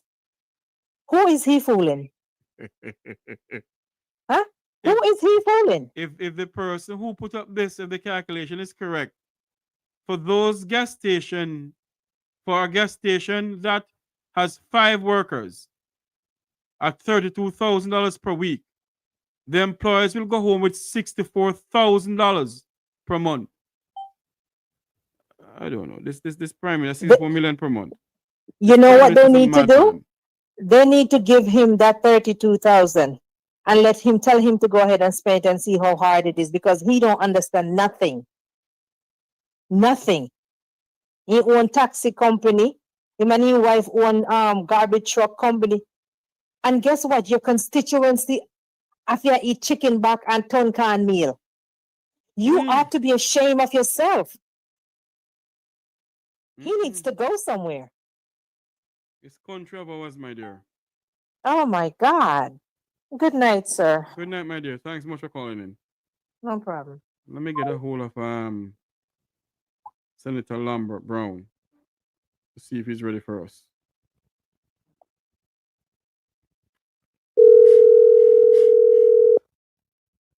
We want to speak to former Senator of the People's National Party trade unionist, Senator Lambert Brown. Hello. Senator Brown, Jeffrey Tavares here from the Mek Wi Talk program, sir. Ready for us? Yes, sir. You ready for me now? That's what you say? Yes, sir. Ready for you now. You ready for me? Yeah. Good. Yes.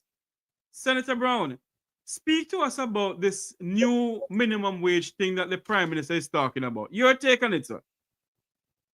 Well, firstly, yeah, former senator, because I'm not 15 August, all senator candidates is over. You're right. Hold on But for me, Jeffrey, hold on for me, sir. Are you using a speakerphone? no, I'm not using a speakerphone. Okay, go ahead. Go ahead. Yeah. Essentially, I, as a trade unionist, I, as a member of the People's National Party, believe in a livable wage. That workers should get sufficient pay to allow them to live and live decently. Yes. But that pay has to come from somewhere. And we have set up in this country a mechanism called the Minimum Wage Advisory Board. Yes.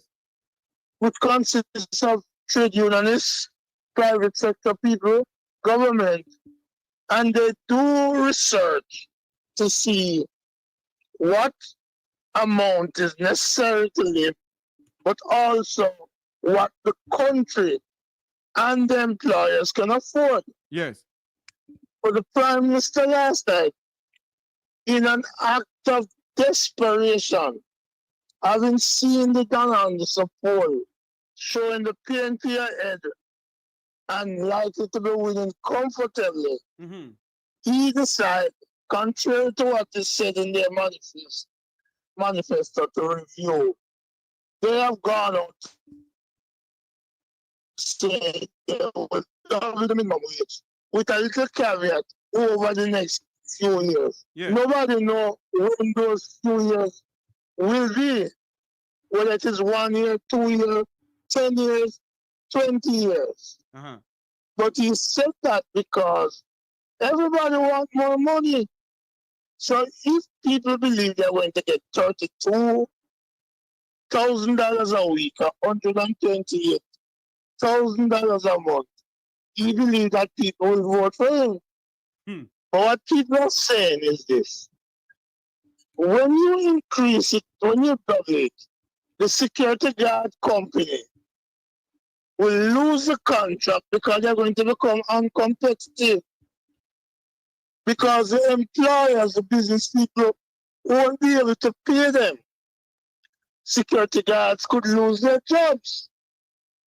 And similarly, in other businesses, a lot of people could lose their jobs.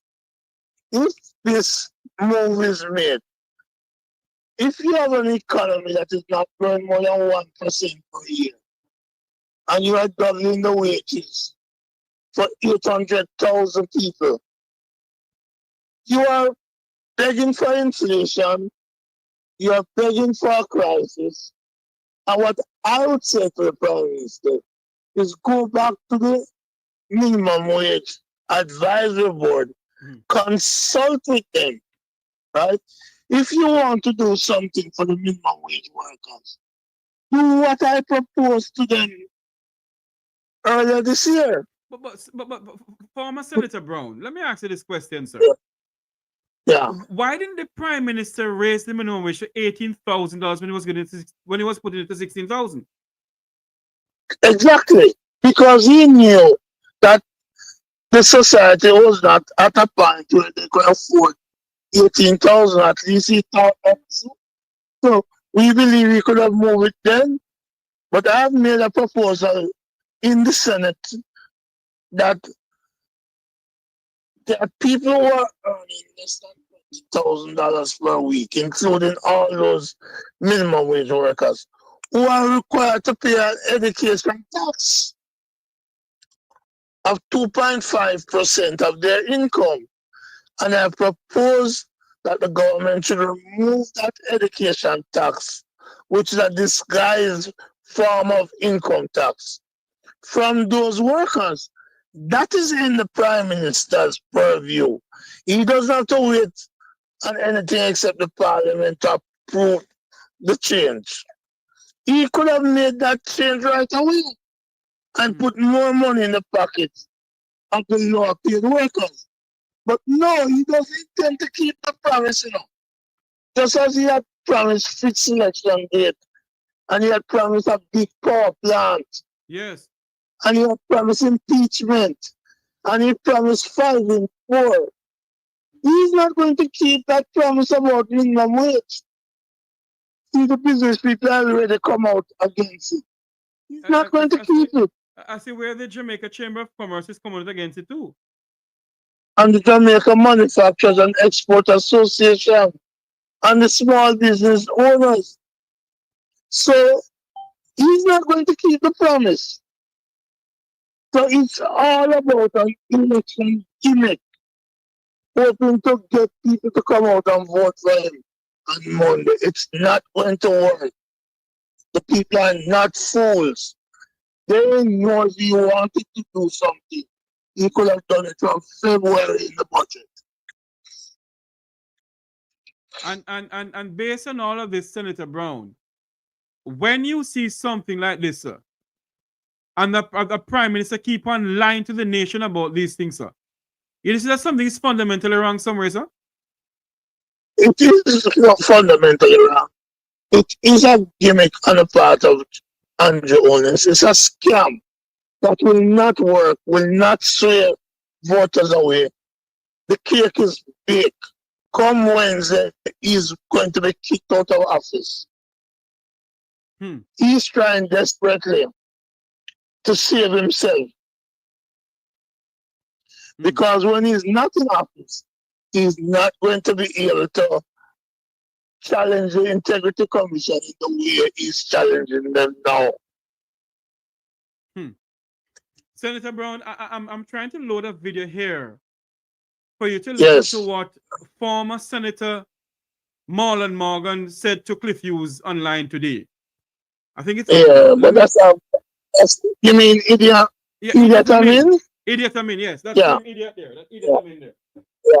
Yeah. Who told us that a Jeffrey Tavares, a Mark Golding, and a Peter Bunting, and a Conrad O'Brien, and a Ralston Hyman will rather swim through the blood of the Jamaican people to get to Jamaica House. That's what he said, and he has said it more than one time. Listen to what Idiot Amin said, sir. Hold on there. Listen to this. Open camera. Mr. Morgan, yes, remember now, minimum wage is the basic minimum that no employer should pay. By law, by law, no less than that. But in the real world, if you do not calibrate the increases, you may have some unintended results. So, a teacher, 2 teachers, or a teacher and a nurse with 2 kids in a family, and they need the help of the helper, yes, but to move it by 100% over 3-4 years, they move it outside of their reach. So they may very well have to say to their helper, I can't afford to pay you anymore. But remember, Cliff, the economy we envisage superintending. Certainly, the Jamaica Andrew Holness is offering himself to superintend. It's a Jamaica in which the economy is being managed well and will continue to be managed well. But importantly, incomes generally will be increasing. And I'll tell you why that is important. The runaway inflation, those things are not features of Andrew Holness' incumbency as Prime Minister. As you'll appreciate, we have had 8 years of no new taxes. What I want your listeners to appreciate and understand this morning is that if you get a lot of increase in wages, the taxman come, as the PNP is in the habit of doing, and wipe out those increases through taxes, you end up being worse off. And also, if the inflation in the country ensues and prevails in such a way that it diminishes the purchasing power of your disposable income, the money in your pocket, it does you a disservice. So that's your government things to understand. is your administration, Mr. Morgan, sensitive? Senator Brown, I want you to comment on what Marlon Morgan said. Your take. I just really want to make it clear. Marlon Morgan, in my book, really is a waste of time. It's the same guy who got up in the Senate and said that the drill that was purchased for Bustamante Children's Hospital was not a drill. It was a console. This is a guy who says anything to protect his party. He doesn't believe in speaking the truth all the time. And so I'd rather not even deal with whatever he said. He shouldn't be dignified. But let me say this, that this notion that you can just push up the minimum wage to any number, well, let's put it to $1 billion and it will have no effect. It's palpably wrong. It certainly is not going to be good for the economy. If you there's a term called overeating, overeating the economy. Yes. Right? And if you are pushing more money in circulation than the production, that is going to lead to inflation with the best intent of the banks. You remember what happened when they gave the taxi operators an increase in money? Yes. And that affected inflation, and the bank had to say to them, you have to drop back the JUTC fee, in order to roll back the inflation. In other words, Morgan is not concerned about the truth. He's not concerned about the economy. He's concerned about the fact that JLP is about to lose the election by a landslide. And therefore, he's coming to just say anything that comes to its mouth. This is a man, as I said to you, is prepared to say drill is not a drill. Right? So I don't take him seriously. He's comic relief. He's worse than the information minister of Saddam Hussein. You remember that one? I remember him. Can't forget him. Baghdad Bible. Senator Brown, I want to ask you this question here, Mr. Brown, Senator. Yeah. If you see what is you see what is going on in Jamaica now. You are a former trade unionist. We're gonna switch from the minimum wage. No, I'm not a former trade unionist. Sorry, you're I remain a trade unionist. Sorry, you're a former senator. Yeah. I do apologize. A former senator meant to say. Yeah. You're a trade unionist. Yeah. And a former senator.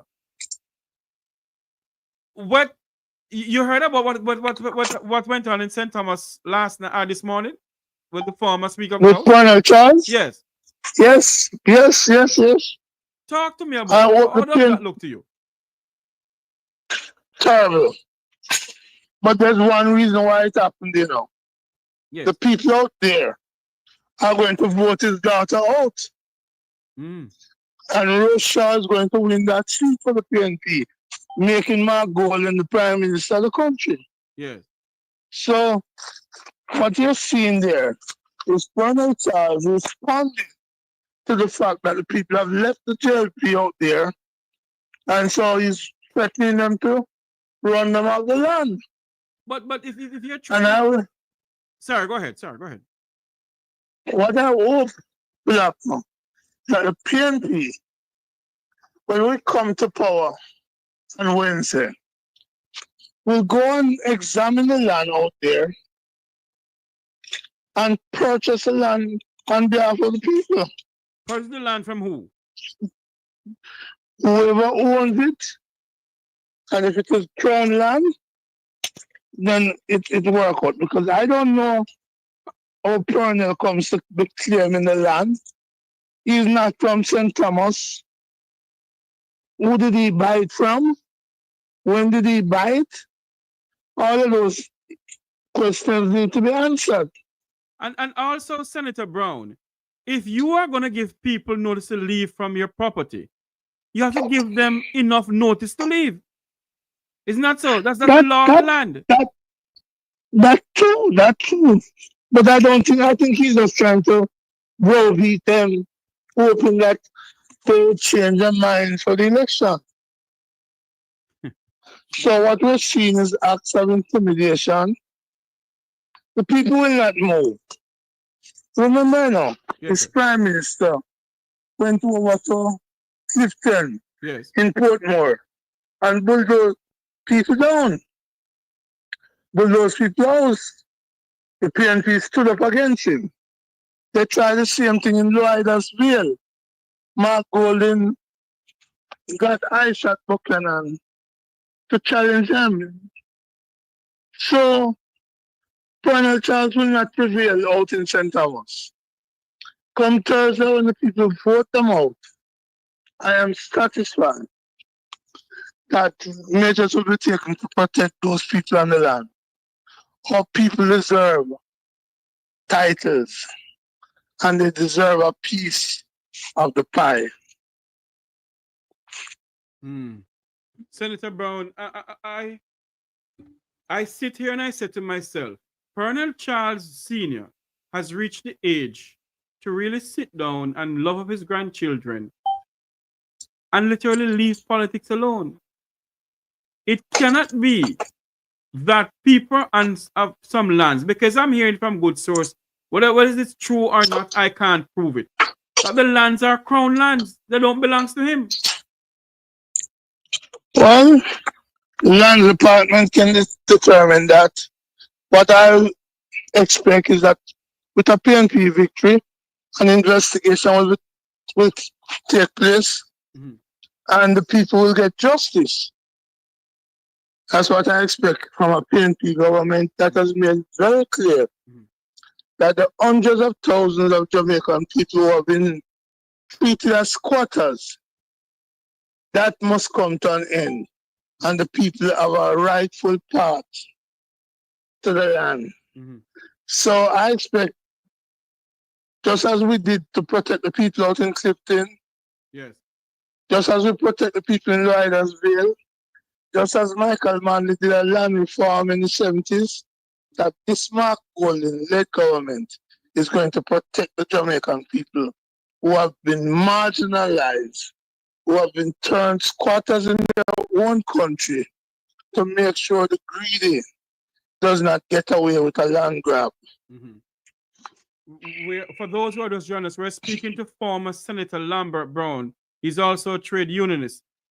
Senator Brown, I want you to drift away from St. Thomas now and talk to us about pitch the People's National Party manifesto to the people, sir.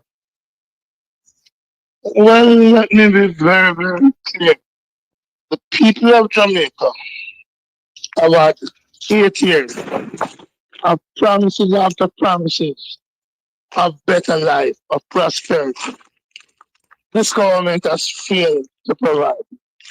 The PNP said we're going to break the generational poverty by tackling the education system, because education is a part out of poverty. We're going to tackle the land issue and give the people a chance to have title and to get wealth. We're going to tackle the housing issues. We're going to deal with justice for all, because too much injustice takes place in our country.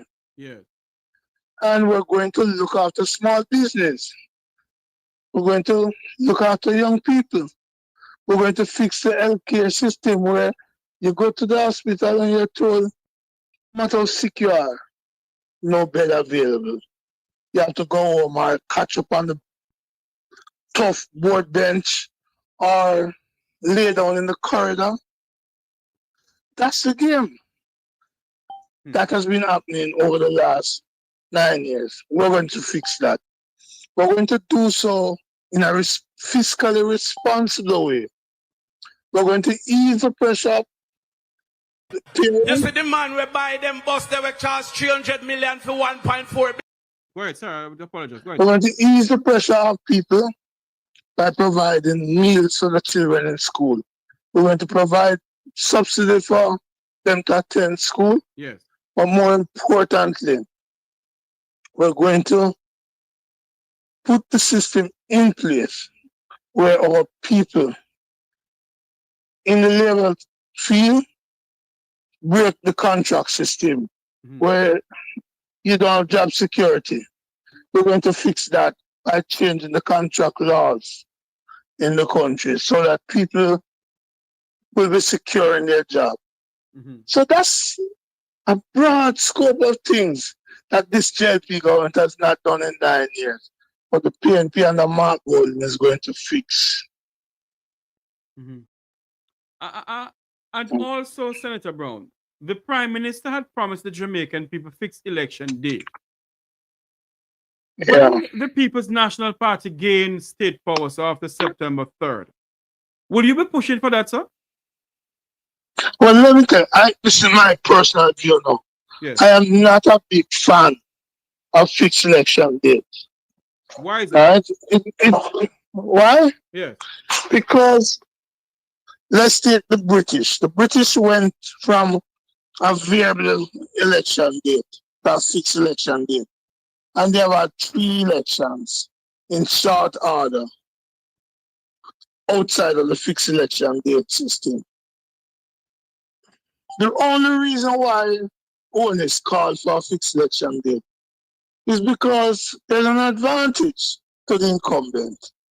But in Jamaica's history from 1944, only one party has ever gone more than 2 terms.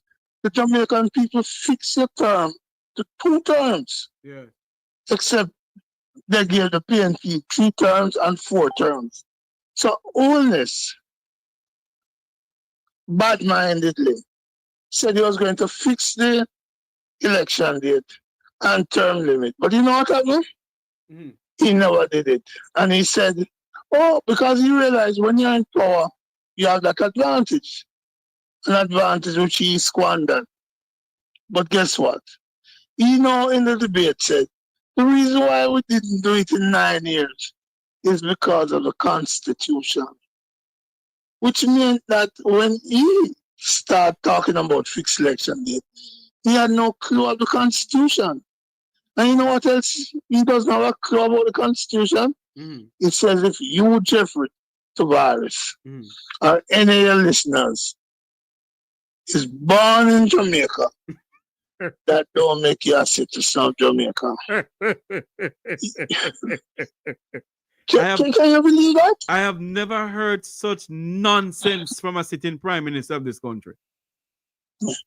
And so he qualifies for the status of fully dunce. Andrew Holness is fully dunce when it comes to the Constitution.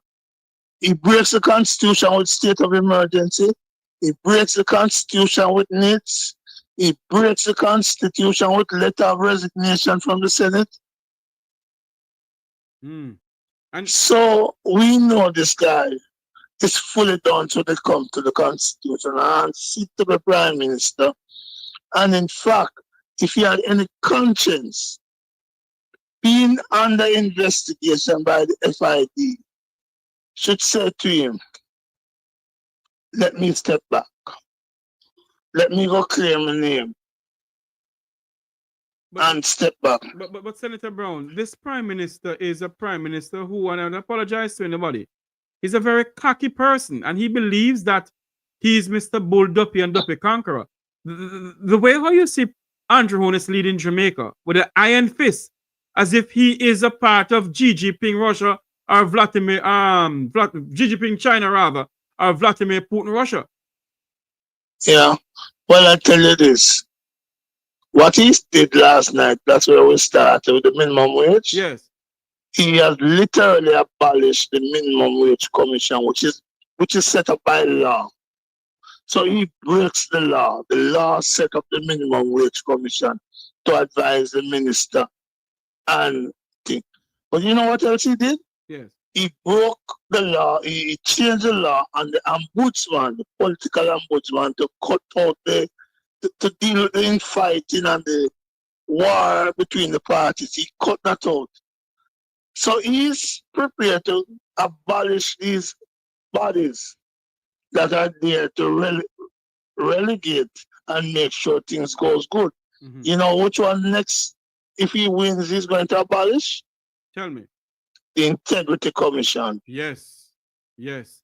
And that is... He has gone to the court with the Integrity Commission, and he is trying to say he wants illicit enrichment to be removed as a crime. So you could expect that if he ever wins on Wednesday, the Integrity Commission is like gone. He's a dictator in his mind.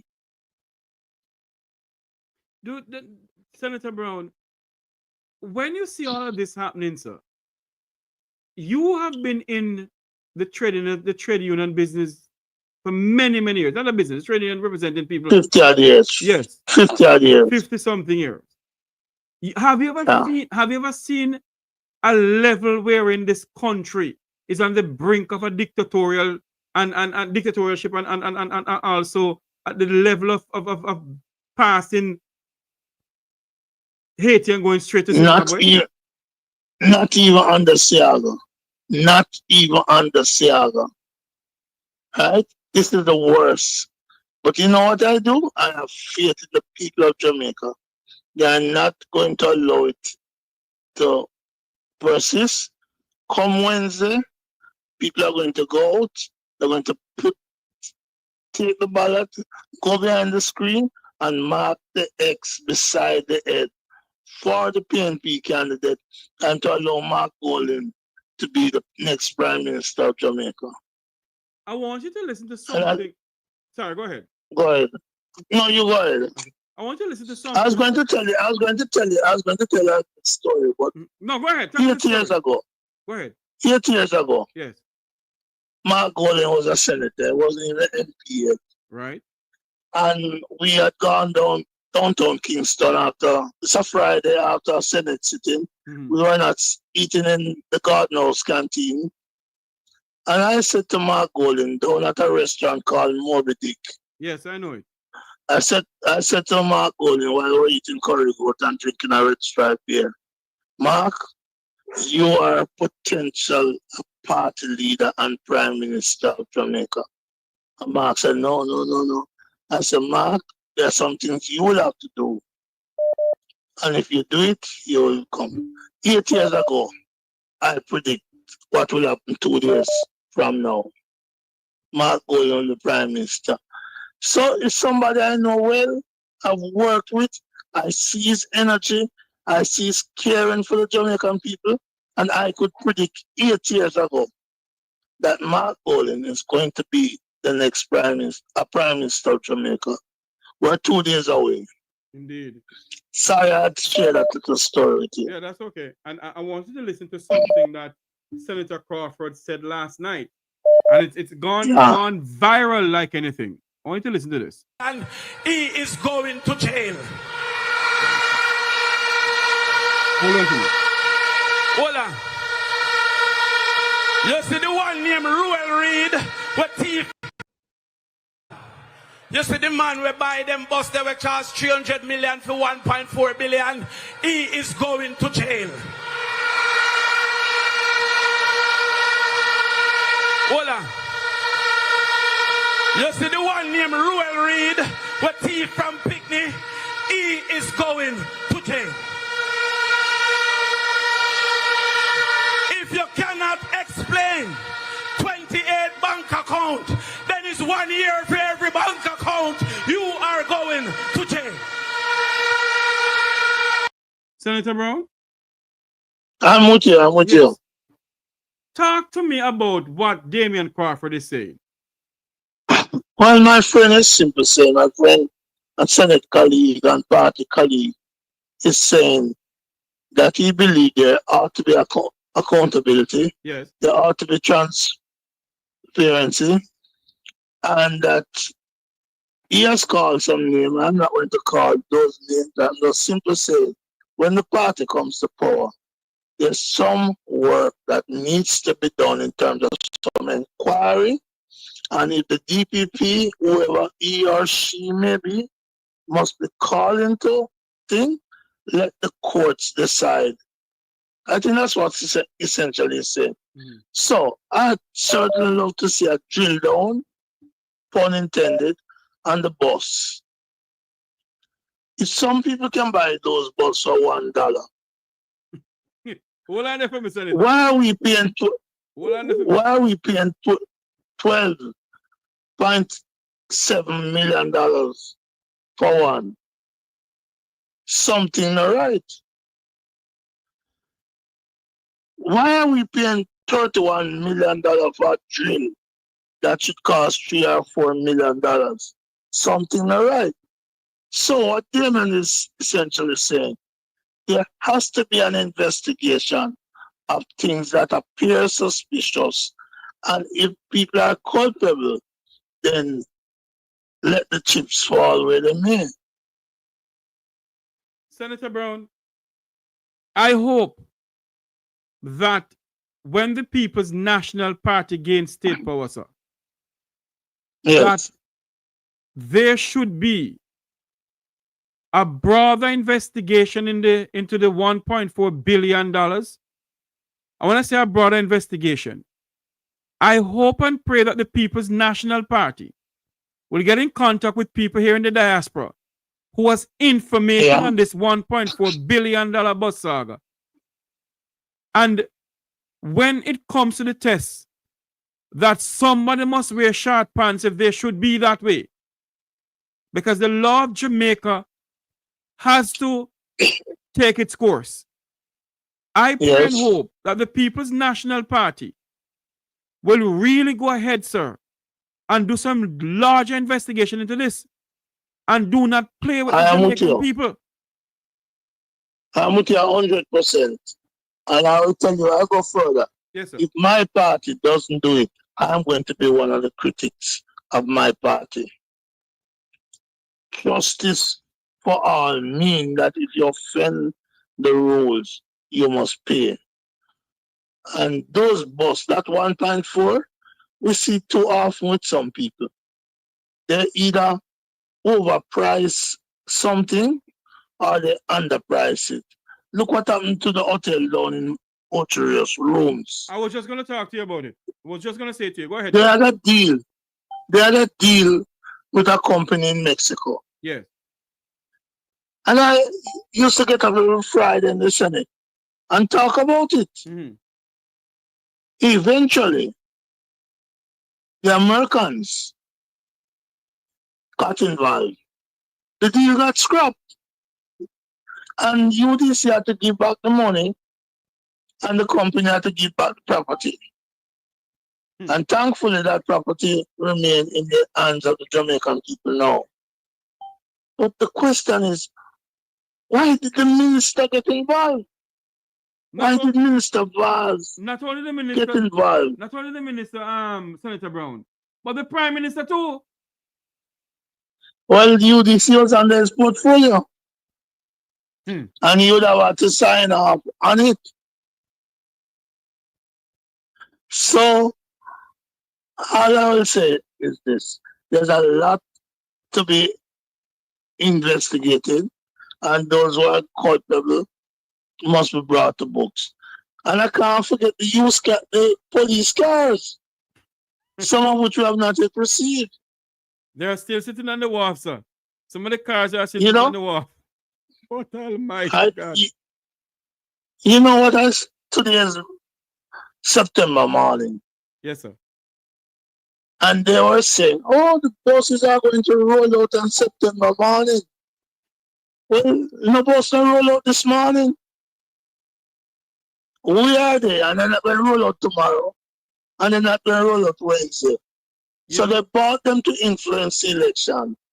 And they're not rolling out before the elections. You know, what can go so? You know, Senator Brown, I won't make you say it. The Minister of Transportation, sir, is a pathologically mendacious individual. He lies to the Jamaican people left, right, and center every day. I don't believe nothing that Daryl Vaz says. Nothing. You're not alone. You're not alone in your disbelief of him. You're not alone. But life is showing Oh, come September morning. Bus after bus after bus. Well, today is September morning. I don't say it. You know something, Senator? Let's say bus after bus after bus. I say on my program, prison after prison after prison after prison. Because in any modern democracy, Senator Brown, there would be an investigation. The minister take away himself and let the law of the land have its way. This minister is disrespecting the people of this country, Senator Brown, by saying to us that we are dumb, dark, and stupid. He said it. Well, all I'll say to that is that the government in power has 48 hours left on their tenure.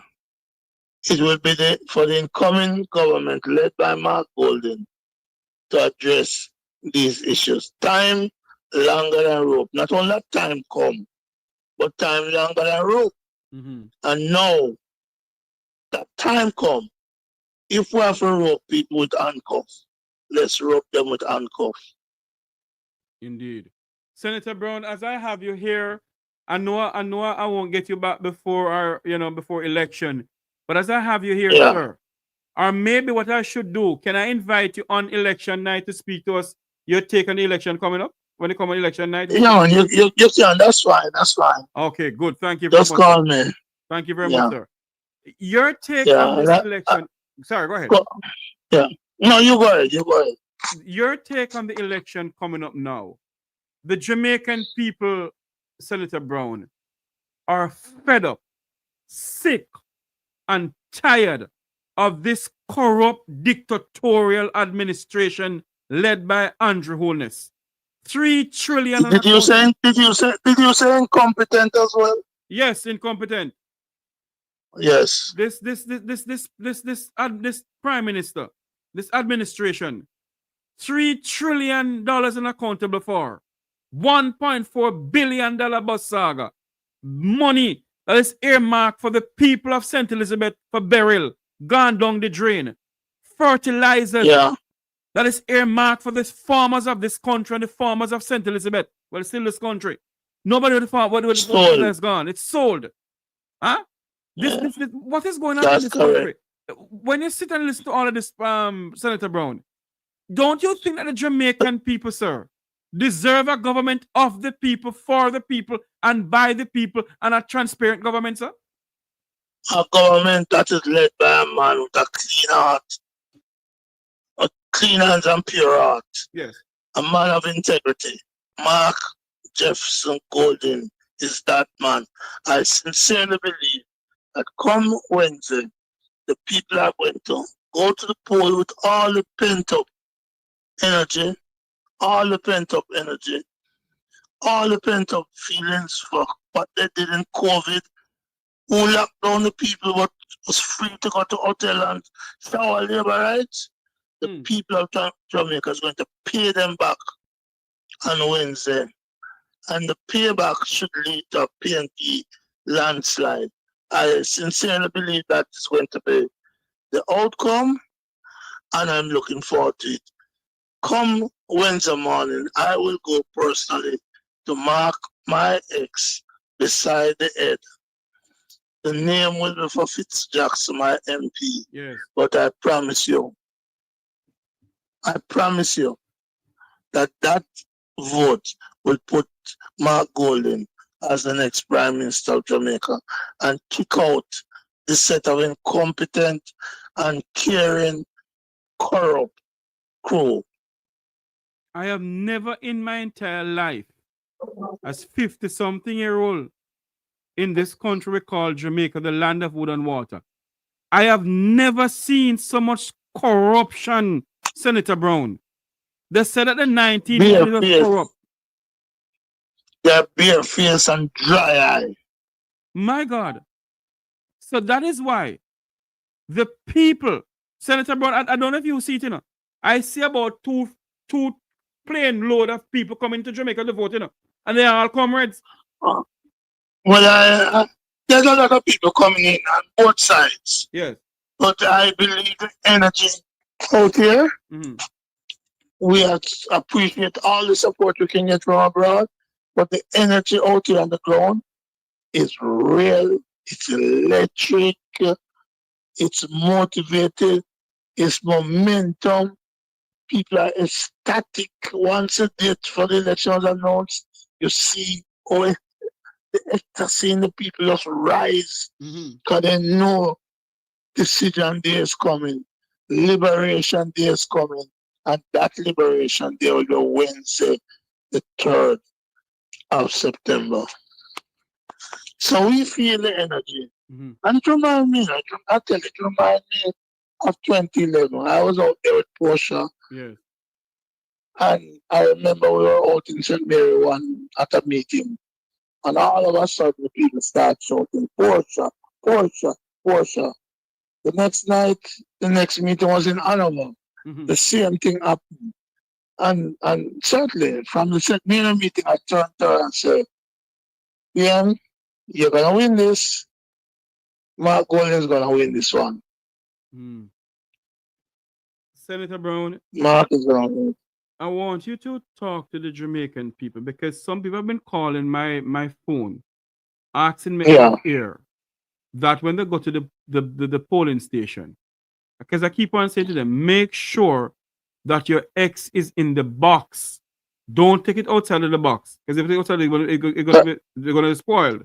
Talk to the Jamaican people about spoiled ballot and what they should do, sir. Well, I'm only going to talk to the PNP people. Yes.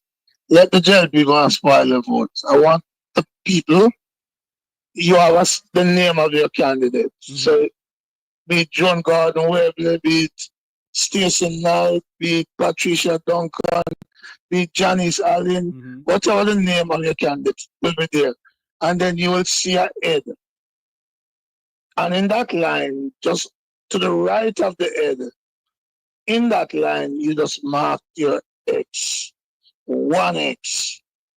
Just cross the lines. 1X. Fold your ballot. Come back. Drop it in the box. Dip your finger in the ink. And you would have been part of the Liberation Army. Free Jamaica. It's very simple. Identify your candidate. If you can't read, you see the head. And just to the right-hand side of the head, there are the space. Just mark your X, 2 lines that cross. That's all you need to do. It's as simple as that. Put the X beside the head. And if you doubt it, remember what Christopher Tufton once said. He was in NDM. He was come back to the JP. But he said, put the head, the X, squarely beside the head. Squarely beside the head. Squarely beside the head. That's all you need to do. Don't put another mark on the ballot. Just 2 lines that cross. That's all you need to do. And you have done your duty. You have become part of the Liberation Army. You have become part of the rescuing of Jamaica from this corrupt and caring and incompetent crew. Indeed. Senator Brown, I don't know if you're aware of, I'm being told that a certain parish up after you pass St. Thomas go up. Yeah. That vote buying is ramped into all 100,000. They're telling PNP election day workers not to go out. Are you aware of that, sir? Yeah. I am not personally aware, but I wouldn't be surprised if they're doing that. They're desperate and they'll do everything. But I say to the PNP people, we're not for sale. Michael Manley told us that many years ago. We're not for sale. You can't get a 1-day belly full and then suffer for many years to come. Don't sell your soul. Don't sell your soul. Resist them. Better life is coming under the PNP. You need more than 1 day belly full. Peter, 100,000, 150,000, you go there and support your party, defend your party. Because these people don't care about you. Once they buy you, they think they can sell you. Senator Brown, I heard Deadman McKenzie, because they keep on saying that, but I rather refer to as Desmond McKenzie.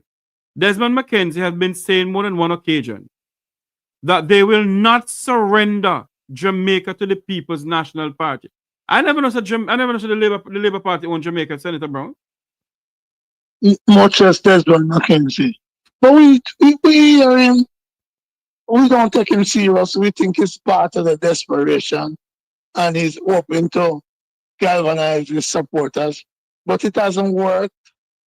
And we don't need him to surrender. We're taking it back from him. We're taking it away from him. We're reclaiming Jamaica in the name of the people. So we don't really pay him no mind, no attention. He can say what he's saying because what he's saying is stupid. It's foolful. It's not going to sway anybody, whether you're in Southwest St. Elizabeth, Western Hanover, Eastern Hanover, the Westmoreland seats, the St. Elizabeth seats, the Clarendon seat. We are taking back Jamaica from them. So he will not even whimper will get from him. He's neither here nor there. Senator Lambert Brown, trade unionist, one of Jamaica's pioneer who continues speaking truth to power. A man who don't mince word. When he goes into the Senate, he doesn't care who it is. It could be the president of the Senate, he take them on. Senator Brown. Yes. And let us not forget yes. that in recent times, yes. 24 babies died in a month. And neither the minister nor the prime minister could hear those dead baby crying. You know, Senator Brown. 24 babies in 1 month.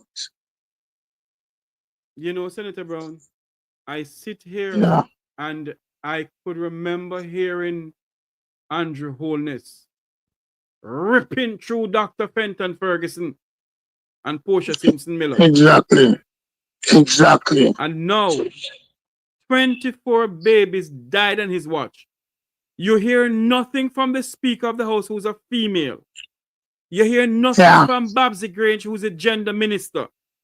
You hear nothing from Lord Mount Juliet Cuthbert Flynn. You hear nothing. Cuthbert. Cuthbert. Cuthbert, yes. Cuthbert, Cuthbert, yes, yes. Cuthbert. Because all she knows is just cuss and cuss and cuss and cuss people. Yeah. You hear nothing from these people, Senator Brown. It's to show you that these people don't have the Jamaican people interest at heart at all. Exactly. Exactly. Exactly. Exactly. Exactly. And so, come Wednesday, Jamaican people have one task. Go to the polling station, go early, so that by 1 o'clock, the country can begin to celebrate the defeat of a corrupt, uncaring, and incompetent crew. Indeed. Former Senator Lambert Brown, trade unionist. Thanks for coming onto the program, sir. Bless you, Jeffrey, and we'll talk again yes, in the course of this week. Yes, sir. Thank you. Bless very much. you. Bless you too, sir. Bless you. Cool. Bless you too. Cool. There you have it. The voice of the man himself, one of Jamaica's trade unionists who stand up against what is going on here. I remember he stand up against the Bustamante trade union for people, poor people in this country. And Lambert Brown keep on standing up for poor people in Jamaica in the Senate. And he said that if this Mark Golding-led administration should gain state power and do not push for an investigation into the rural school bus $1.4 billion scandal and other scandals in this country, he will be the first one to come out there and speak against it. They must go to prison. Listen to what Damon Crawford said. Listen to what Damon Crawford said. So remember, my comrade, you see the man who buy them bus, they were charged 300 million for 1.4 billion. He is going to jail. Hold on. You see the one named Ruel Reed, with thief from Pickney, he is going to jail. If you cannot explain 28 bank account, then it's 1 year for every bank account. You are going to jail. comrades, to remind them, do not fret about the security, fret about the judge, because one by one, they're going, one by one. Comrades, I might not see you before the celebration conference, so I have one last question.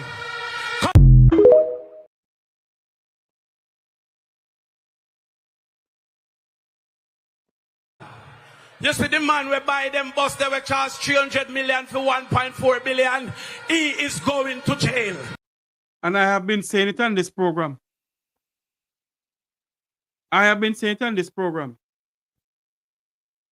Those people who are involved in the disbursement of that $1.4 billion to buy those old dilapidated school bus, from the permanent secretaries to every single government minister who signed off on this. Good night, Mek Wi Talk, you're live. Go ahead, please. Hi, good evening, Jeffrey. I sent you 2 videos a while ago with Daryl Vaz. Yes. Having some altercation with some innocent bystander. The woman just sit there right in front of her yard and him start have this argument with her. So I would love for everyone to see this man's character and how he behaves with females. Thank you. Thank you very much for calling in, my dear, and tell me about it. Let me go back and see if I can find it. Thank you. Okay, here it is. I'm going to send it up here. Hold on there. Hold on there for me, people. Let me send it over to my email here. This is the man who is looking for 3rd term in this country, who believe that Jamaica belongs to them. And the people of Jamaica must surrender to them because they own Jamaica. One moment for me to find this video here. In the meanwhile, listen to Senator Damien Crawford here. Here we go. They were charged 300 million for 1.4 billion. He is going to jail. Hold on. You see the one named Ruel Reid, what thief from Pickney, he is going to jail. If you cannot explain 28 bank account, then it's 1 year for every bank account. You are going to jail. So remember, my comrades, to remind them, do not fret about the security, fret about the judge, because one by one, they're going, one by one. And I be saying this too. One by one, they must go to jail in this country for robbing poor people. One by one, they're going to jail for milking the coffers of poor people in this country. And they must feel the bangle, whether in Jamaica or in the United States or at The Hague, the International Criminal Court of Justice. They must feel the bangle. They must feel the full force of the law. And one by one, they must go to jail. And if the People's National Party do not do something about it against state power, we must come out and call out the PNP. Because one by one, they must go to jail. There is a set of wicked. Listen to some more of this while I played the video with Daryl Vaz. You see the man who buy them bus, they were charged 300 million for 1.4 billion. He is going to jail. Hold on. You see the one named Ruel Reid, what thief from Pickney, he is going to jail. If you cannot explain 28 bank account, then it's 1 year for every bank account. You are going to jail. You believe, as I often say on this program, if it was some other modern democracy, the Prime Minister would not be on the ballot as a candidate for Member of Parliament. Because we don't vote for Prime Ministers in Jamaica, we vote for MPs. And he should not be on the ballot. The level of things that against this man shouldn't be in the ballot. Good night, Mek Wi Talk. You're live. Go ahead, please. Mr. Jeffrey. Turn off the TV in the background, sir, because I can hardly hear you. Good night, sir. Good night. You can't know the people there. How can you have a government and a deputy prime minister and minister of national security can't travel? Eh? Your deputy prime minister and your minister of national security cannot travel. Looking at that, man. Vote them out. Time come. One love, sir. Thank you very much for calling in, sir. Thank you. Yeah. You know, the Deputy Prime Minister went to Florida on the first administration of Donald Trump. And from that time, he went to Florida. The only place I hear that the Deputy Prime Minister go again is when he renounced his chairmanship for the Caribbean National Security Council in St. Lucia. Good night, Mek Wi Talk. You're live. Good night, Mr. Jeffrey. Good night, ma'am. The song was said, I'm a born Jamaican. I'm a son of the soil. I want to say to the PNP, I'm a very serious person. If them not lock up nobody when they win, then can't come talk to me. Because that are the number one me want them to do. Lock up the thief them. Sure say Jamaica no belongs to them. Them feel lock them up. Me I look for them lock up before the one year when them have the 100 days. Lock up every one of them. Yeah. Indeed. Thank you very much for calling, ma'am. You see, Jamaica in some all walks of life, you know.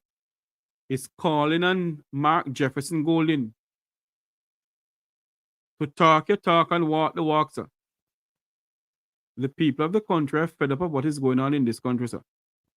There's a video I want to play now with Daryl Vaz disrespecting a woman.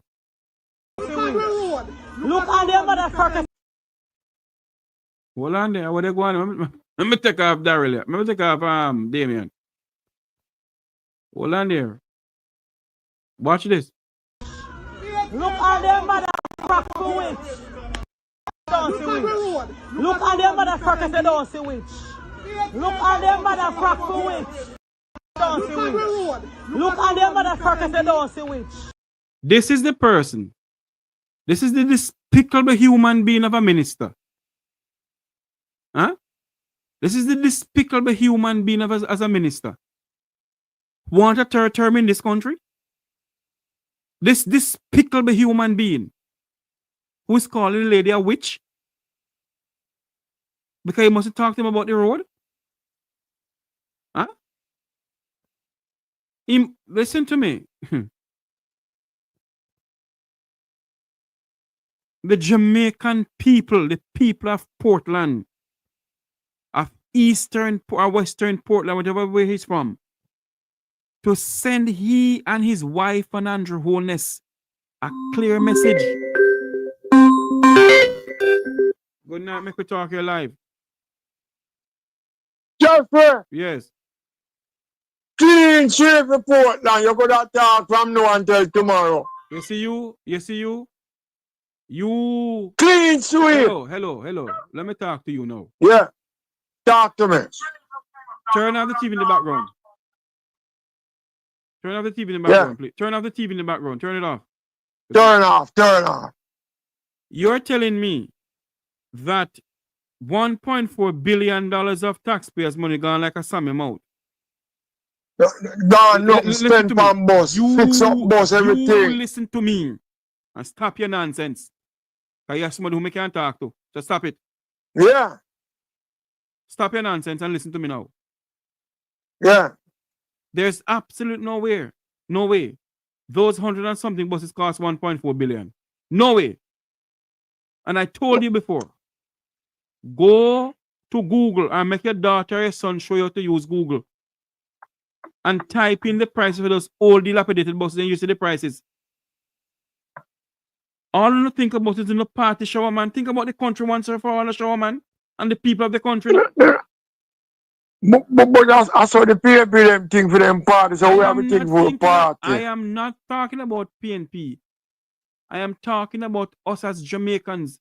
When will we put this country first? Then Jeffrey. When? Answer the question. They will have it. They will have it no first, brother. Stop chatting nonsense, show, man. 2 days left. Yes, we'll all see.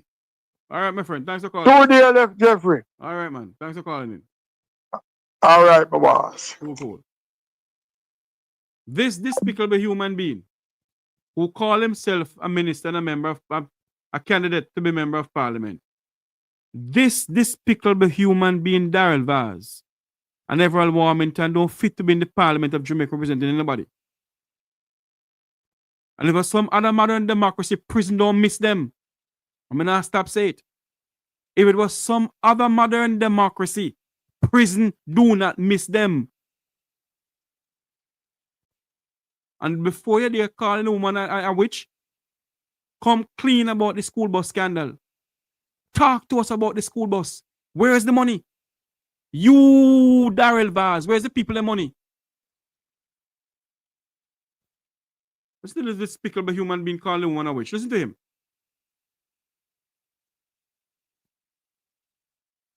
Listen to this. Don't see witch. Look at them motherfuckers, they don't see witch. Look at them motherfuckers, witch. Look, we have to go up there, stop there, see liberate people, and we are coming to suffer.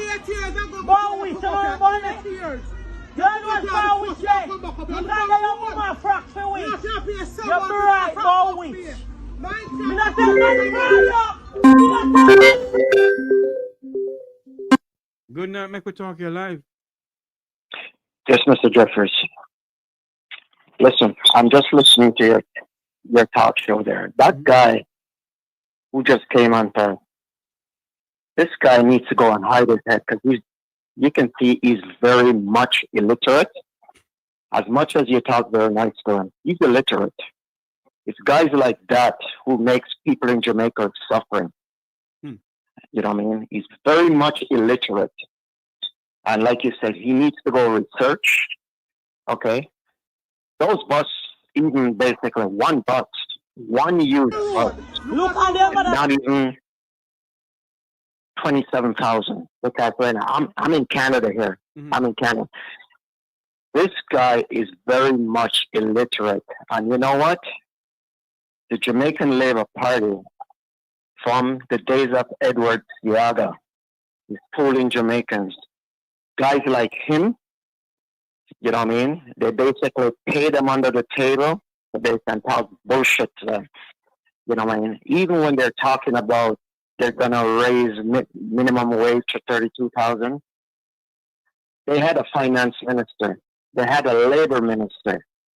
They had the Prime Minister of Jamaica. Why didn't they bring this up before the people in a political debate, what they're going to do? When they're talking about, you know what I mean, born in Jamaica don't make you a citizen. These are stuff that they should be talking about, not nonsense.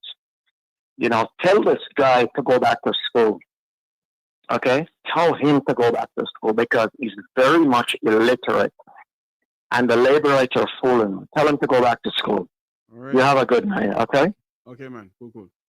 Yeah, okay. Look at this despicable human being. Look at him. Who call himself a minister. Don't see witch. Look at them motherfuckers, they don't see witch. Look at them motherfuckers, witch. Look, we have to go up there, stop there, see liberate people, and we are coming to suffer. Go witch, you know what you know. You know what's wrong with you? You can't get your woman frock for witch. You're bright, go witch. Me not take nothing from you. Me not take nothing from you. Don't see witch. Look at them motherfuckers, they don't see witch. Look at them motherfuckers. Now tell me something now. You got to get vote from the people. That's why the people of Portland must vote out him and his wife, you know. The people of Portland must vote out Daryl Vaz and his wife. The people of Portland, both West and East Portland, must vote out this despicable human being that they call Daryl Vaz. He's a despicable human being. And they must vote him out. You calling the people them witch? Huh? We need to know where the $1.4 billion is Daryl Vaz. The people of Jamaica need to know, where is that $1.4 billion? You are there calling people witch. And you have taxpayers' money. Where you don't want to tell us where the money is or how you spend the money. You are a despicable human being. You, Daryl Vaz, is a despicable human being. Listen to this. Listen to this despicable human being. Listen to him. Don't see witch. Look at them motherfuckers that don't see witch. Look at them motherfucker witch. Look, where's the God that don't see witch? Look at them motherfuckers that don't see witch. Look at them motherfucker witch. Look, where's the God that see liberate people and they come and suffer? Go witch, go witch. You know what's wrong with you? Look at your woman frack for witch. You're bright, go witch. Me not take nothing from you. Me not take nothing from you. Now tell me something now. You are trying to get vote from these people. And you're describing people as which?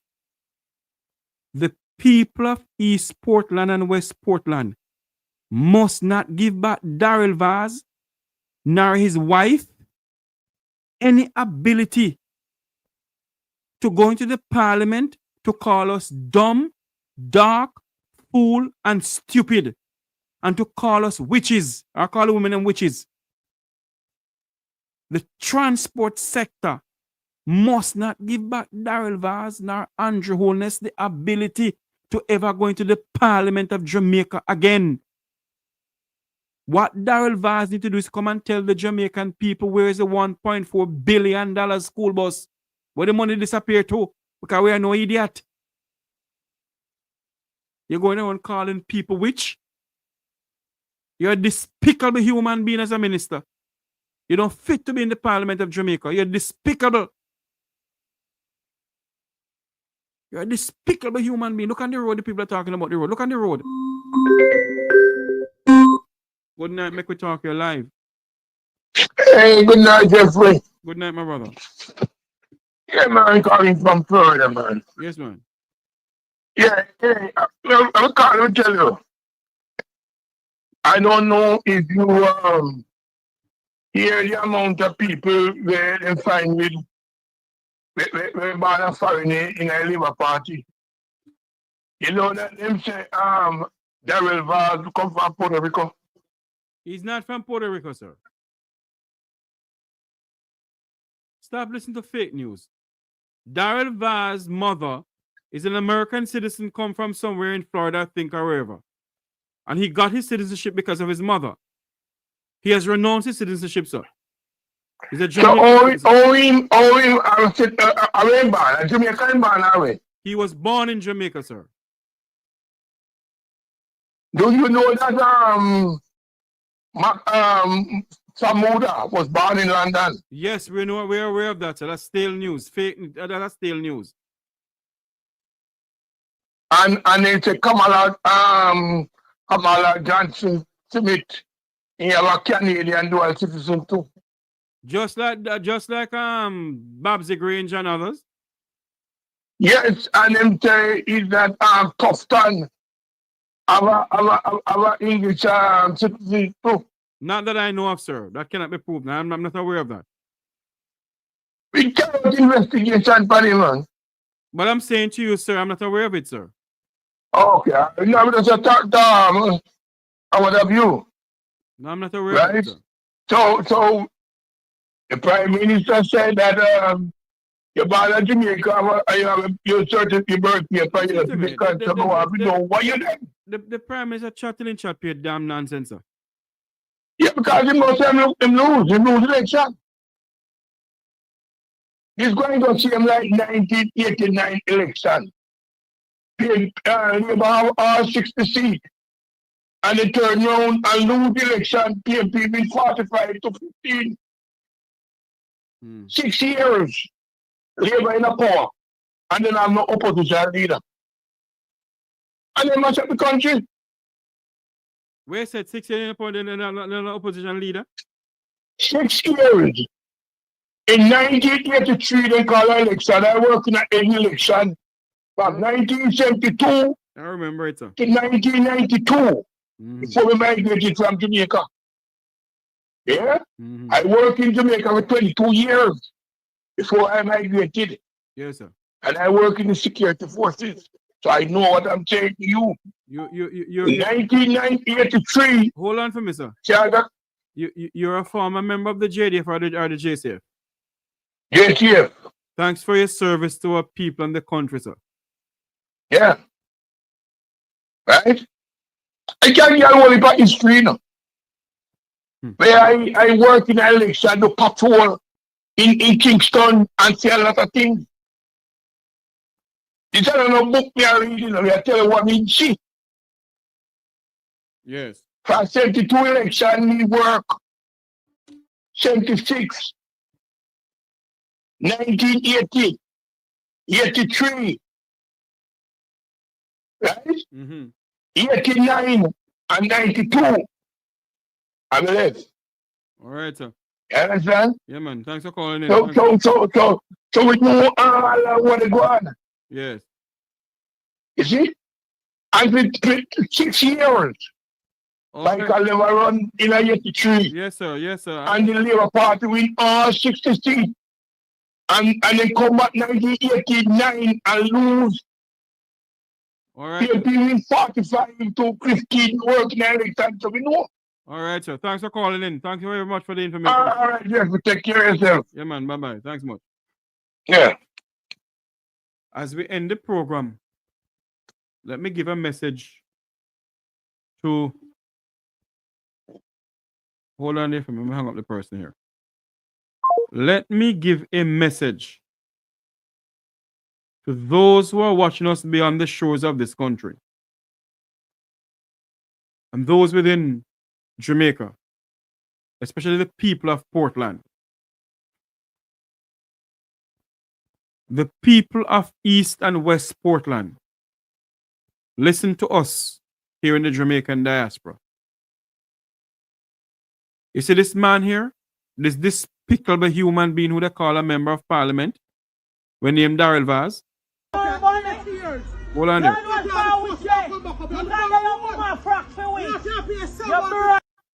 Hold on there. This despicable human being, him. Listen to this. Look at them motherfuckers, they don't see which. Look at them motherfuckers which. You see? Tracing the women them like some little Lego girl bees gal. That's what the minister look like. Some little Lego bees gal. Tracing the people them over vote. The Jamaican people, the people of East Portland, and members of the public transport sector. You need to send Daryl Vaz and Andrew Holness and Anne-Marie Vaz a clear and decisive message on election day.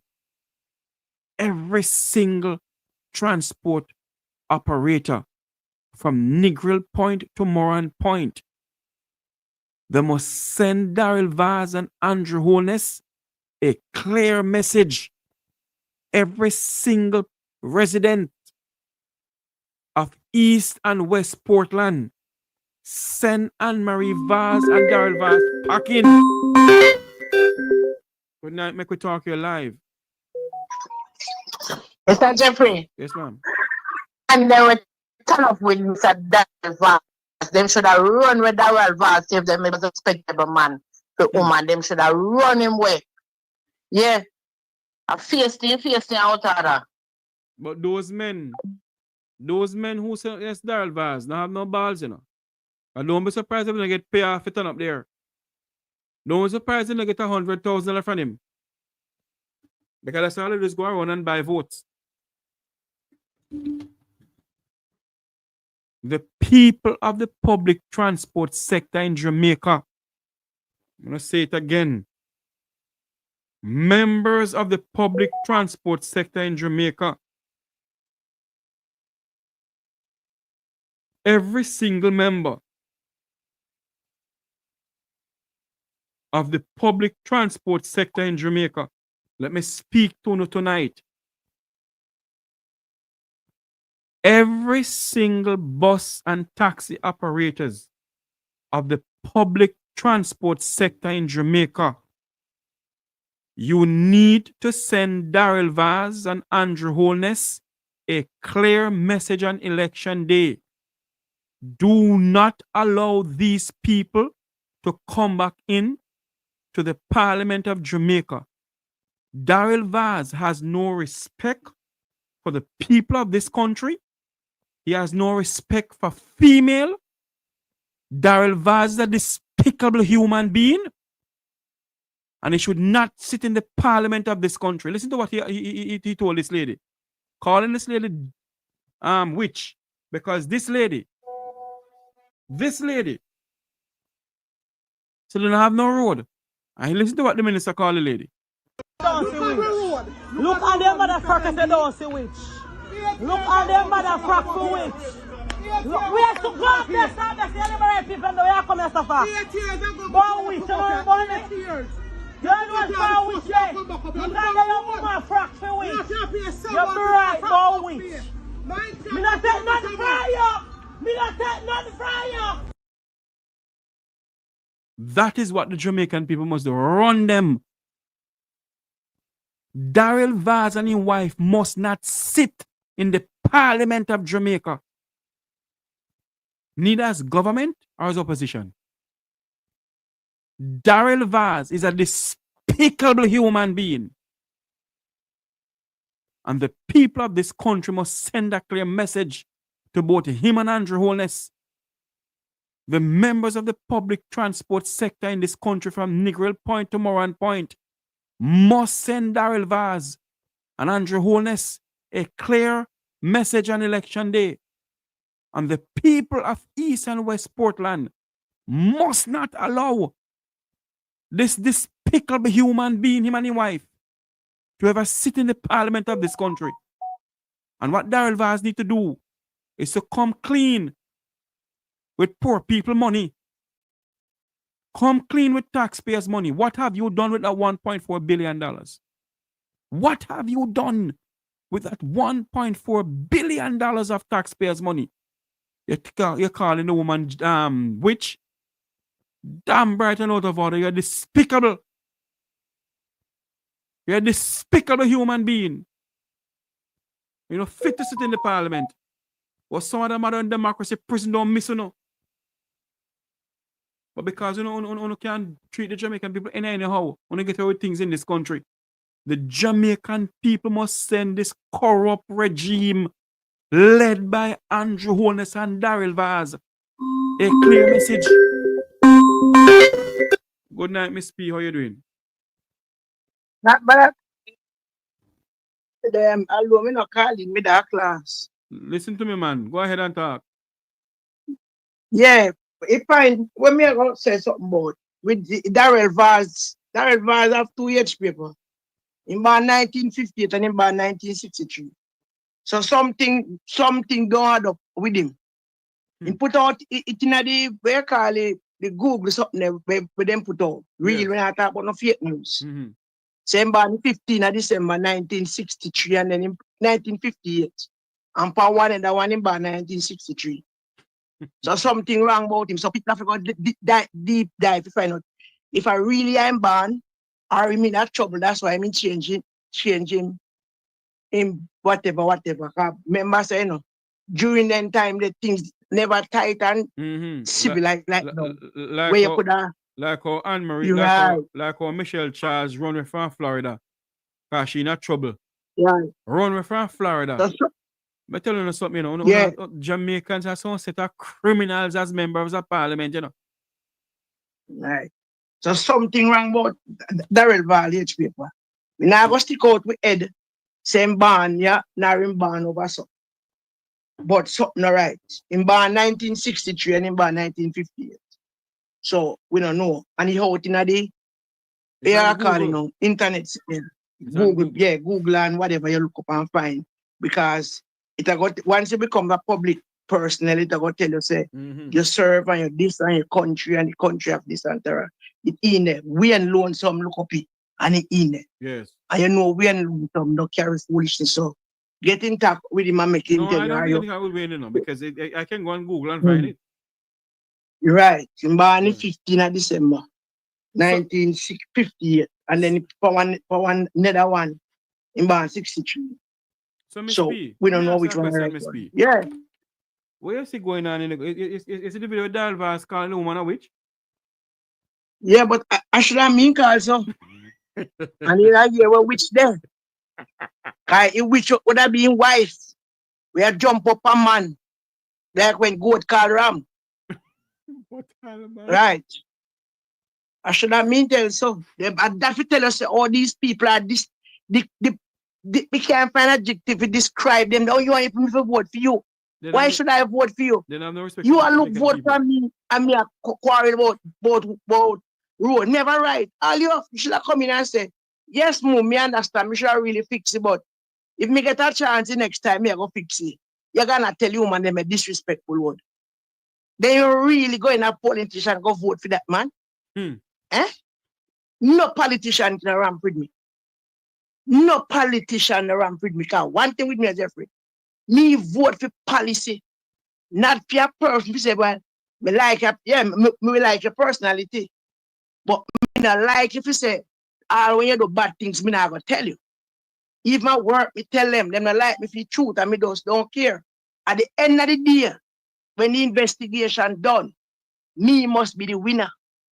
Honesty is the best of policy. I'm working with you or I'm among you, I don't feel comfortable. Me I go make you know.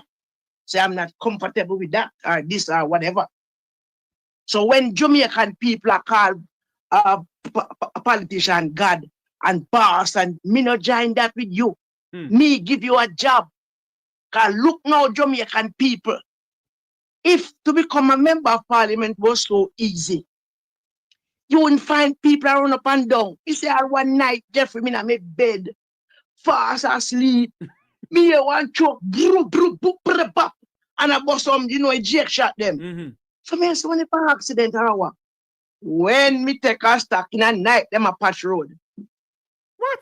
In a night, Jeffrey. In a night. So them a patch road. They couldn't patch the road all before that election on the patch road? In the night. In my bed, me sleep, I shock, I rev up. Like I said, I don't know where my them do down there. And when me get up, I say, no man, I could have what happened.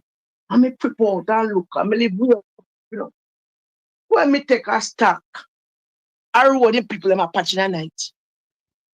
Every now and again, you hear this loudspeaker, and night, that was a night. Loudspeaker. Me and my neighbor, voting for Labour. So then to run up and down like a madams. In the night, Night when you look here, he's back neighbor and get your good sleep. Me and my neighbor, voting for Labour, on top of them five loudspeaker, on top of vehicle. Huh? Oh my God. Yeah, all right. The campaign and so, but you must have a limit, brother. People got them bed for the rest of the night, no, brother. Got food no bed. Because who go vote Labour go vote, and who go vote PNP. So when you're in the night, it doesn't really matter. You got to disturb people. So when you know they make nice on people are here, at least on PNP, it's a poor mind through that, people can't hear. Because what place are not nice. So this, I said, I tell them, me not go work, so I go in the town and did see this man in green, but me have a me arrange. I need to love Jamaica, choose Jamaica, and a pint for me. Me say, me attack. He say, yes. Me say, me tell you something. Look for me good. This one me ugly. Me and crocodile are two first cousin. But me tell you something. Me choose Jamaica by voting out you and your leader. So me can't choose Jamaica and keep your teeth leader in. So look for me good. Avoid me, because me avoid Uno. Where's the We want somebody we have integrity. You can't talk up to me. No, your leader announced a manifesto and he never put $32,000 in it. You now have no sense. If civil servant get 0% or minimum wage for what 32,000, who are gonna pay them? Who are gonna pay them? Eh? You think everybody a fool?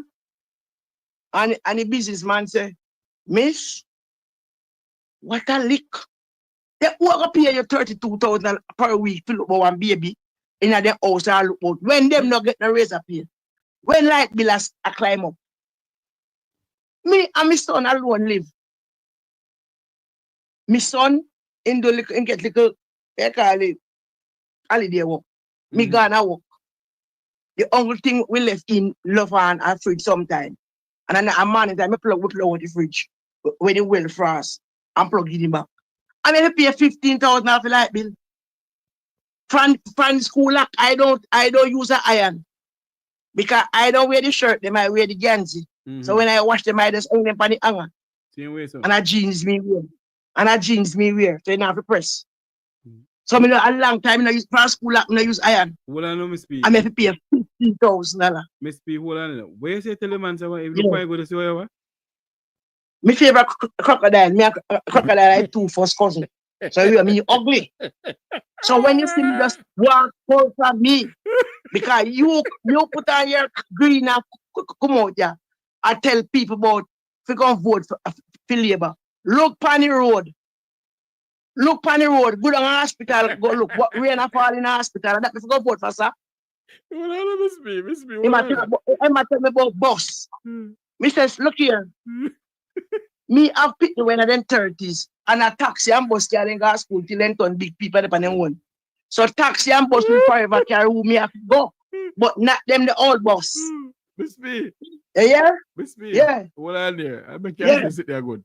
Somebody said this woman was shot multiple times. Oh God. Hold on there, Miss P.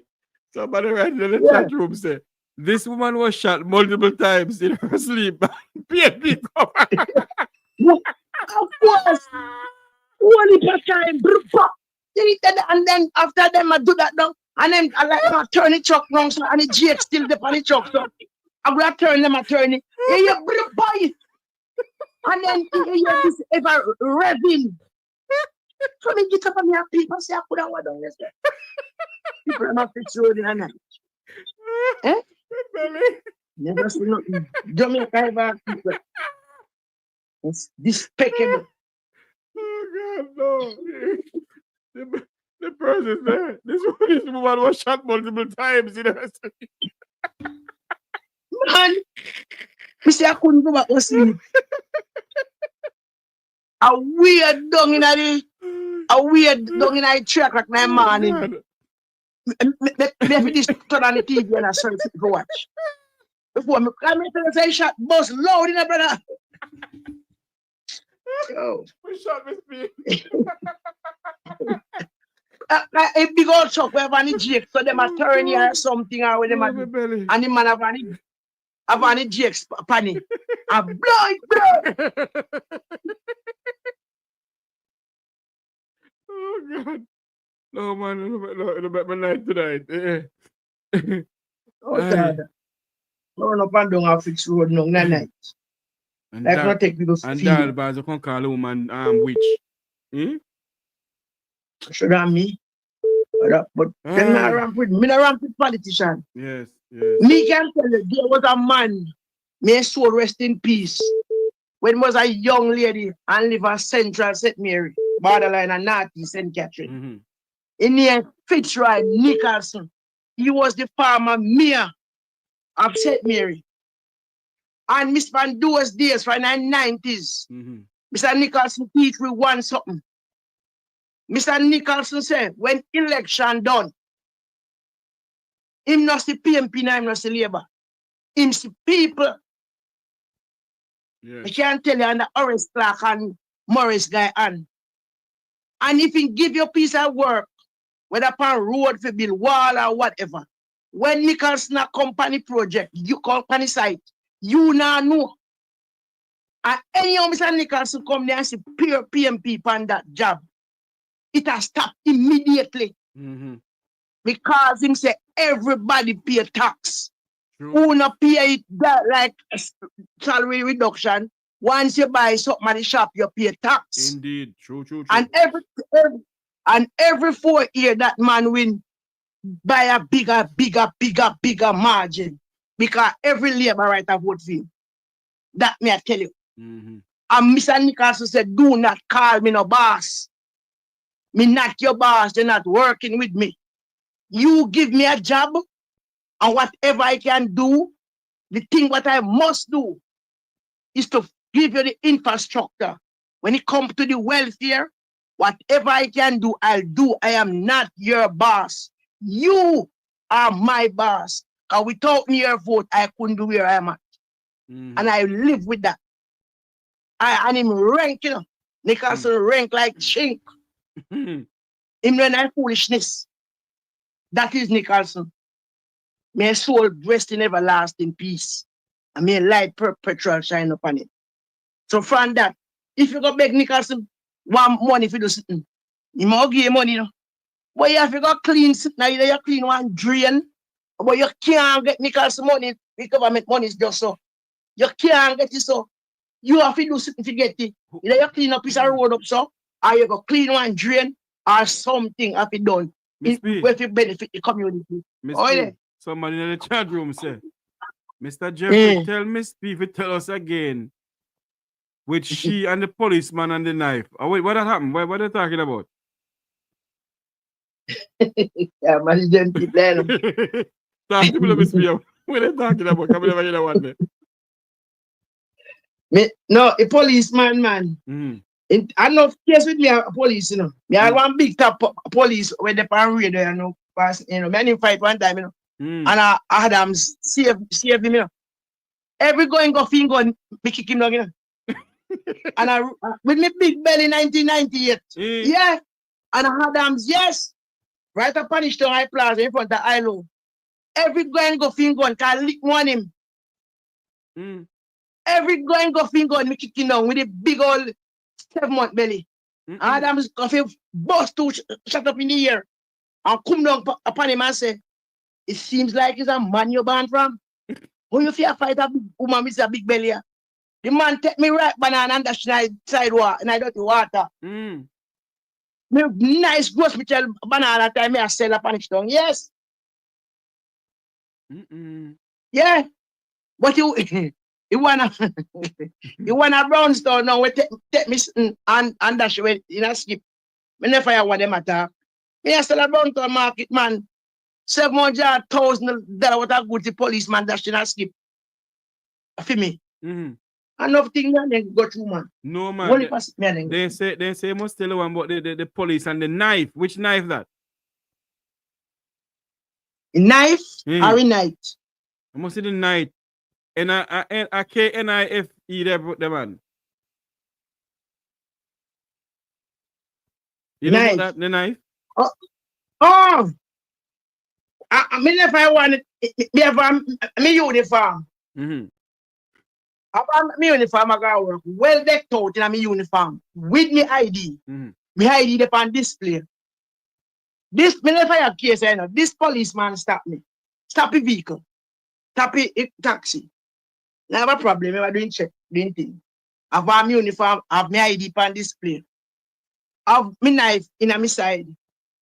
With one key. The police stop me at me. How me work? How can I work me do? So Mr. Team said, officer, you really asked me that? You can't read again, you can't see. So me have me knife now. Me say, me give me knife. So Mr. Team said, then if you give me my knife, what you give me to protect myself? You know, give my knife, so call marksman. You know, we get it. It's a prohibited weapon. Me say if you see it on display, but you sit down, and you see key in a side picture, and you go down and if you got to take up my knife and me not give. So do your next best. So me never that the one. Me and them always no problem, Yeah, but man, they never like them. the person say he said that one. Yeah. Instead of me well decked out uniform, let me say full uniform, necktie, white shirt, epaulet, pants match, and ID and display. ID and you still ask me. What kind of foolish is that?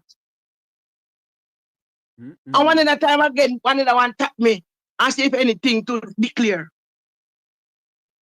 And before if you say anything to declare, me show him, me show him, Or me attempt to show him. Yeah, like a dirty policeman. Him no want to see nothing. So our next man take past him and say, the lady has something to you. All you mean you don't want to see nothing? What you feel like? And the man come to me and me show him, and he say, all right, go on back in the vehicle. So you see them, enough of them police here. I think say police alone. Not a professional. You don't know if the type of government or the governance where they get them but not hold them accountable. They abuse people all the while. Know the right thing because they were taught the right thing. But when they come out, then do the opposite. And if you not having knowledge to counteract them, then get away with it. But then not get away with me. Like Not with me. Like if I did you tonight, dial bass called which? No man, help pop. All him have to do is any man and come kill me. But me I turn up in front time and tell him what me have to tell him. And me I style him. Because he man no minister again, he man no nothing, him a lucky job. When me send him a some dark place, not even lantern, he couldn't light the piece of so. And you understand, come in front of me, come in and no prime minister. The house dissolve. Everybody run up and down like a madman to look walk. A recruiting time now. What bad what me tell them? You mad? The house now have no representative. The offices there closed. Them are ordinary citizens like anybody. Anything coming up, I want to tell them they can't tap me. Who is you? Them can go see Andrews and call him honorary prime minister. Where? You man no prime minister. The house dissolved. Miss B. That's why them are look walk. No, hold on, Miss B. For the country to keep on running although the parliament dissolved, the cabinet is still in session. That's what the Well, the parliament. Well, yeah, me understand, but the parliament now keeps up. Where I walk here, look, me not to deal. Me not hire you. Where? Let me tell you anything now. Are you a remember now here, Jeffrey? And them a come your yard and come about a bada, you know. When they in the office, you know, see them, them not see you, Them not see you. Because one day before election call, right on the road there, a patrol in there. A morning time, if you go out in the dark or night time, you have to be careful. But now they have truck, a bus gunshot in my place. Do you tell me so? I'll walk them and look. So you can style them now, Jeffrey. Tell them anything come out your mouth. Them is nothing. Then them is nothing on my side. They are nothing. No honorable now put on my mouth. True. To nobody. And no honorable. And even if they were still government, they will never get honorable from me because they are not fit to be honorable. None of them not get no honorable. Mr. Some green people are walk. I don't know where them say them are do, but tell them not make a mistake and come on my yard. Mr. Couple of them are walk. Them say them are give out paper to tell people which part them polling station there.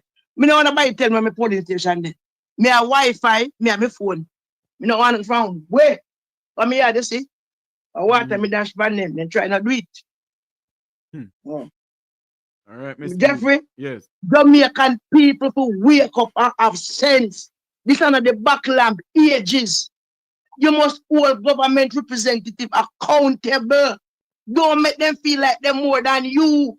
Me give a job for 5 years and me at that young. I want to them people. I must be mad. And then this I want to get from the lie itself. Anyway, me go back to class. Hold on there now. When you sit and see what Dalva said to this lady, and we have been asking for the certificate of the buses. He went to Sam Sharp Square and said that the only certificate we don't get is Mark Golden birth certificate. You believe, Miss P, if it was some modern democracy, this nonsense could continue in this country? No.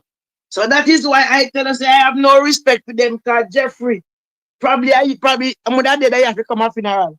Because if I mean call witch, face to face, so Jeffrey, when me done tell him which party witch there, I mean I hide from him. Me I give it to him. Probably not because you go think him and him bodyguard could go and shoot me to that make the headline. Because right now in Jamaica you can't afraid of dead.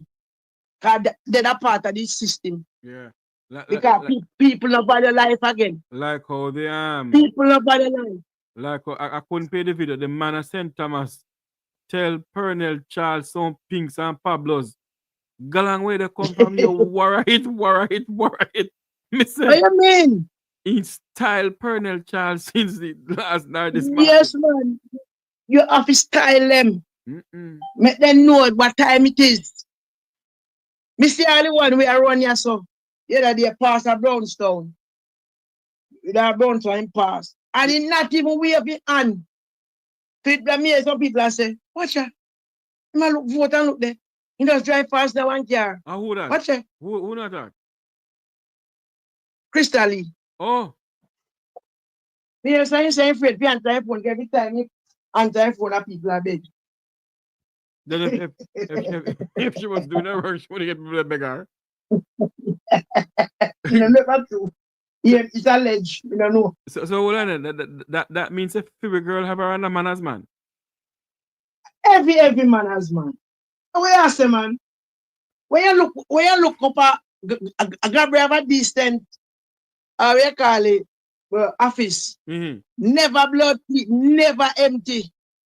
When you turn in a Brownstown day and night, what orange you see in the more green? People are wear orange. People are wear orange down like a suit, a uniform. Oh. Like people are wear orange like they never have clothes before. Miss P. Just to spite them. Yeah. You're working in election day? No, you're mad. All right. I will be assisting Gabby. Yes. I did write up officially like take a post, but I'm not working and I tell Gabby, say Gabby, may I be the first one to vote and after me vote, I'll linger around and any assistant you need, I'll be there. That's good. Yes, sir. She need it, you know. She need. I try calling So her. me tell Gabby, I try me calling. tell Gabby, me tell all of the custom manager, everybody know me, they know me, everybody just know me. So me say, guess what? That's spare life, me I get up early and come vote, because I don't vote late. And after I vote done, I come on back at me yard and cook some food. And when I touch the road now, go give them a help until poll close, me come me yard to start tally. Anyway, they want me to assist, whether I go for some water around there, so follow somebody, whatever it is in my capacity that I can help, I'll make it myself available. That is my contribution. Well, and I don't want, I am not doing it for pay, because poor as maybe me can't find something to eat and me can't find water. And me can't, and me good I can't. We will make go happy, me go look at dry weed. Hold on, Miss P. Hold on. Why listen to this?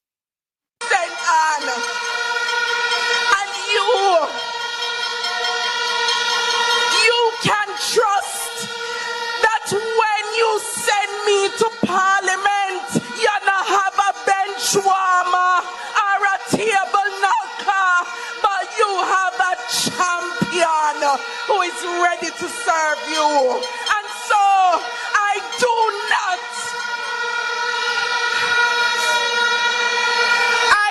not have to ask, but I know no want me ask anyway. Northwest St. Anne.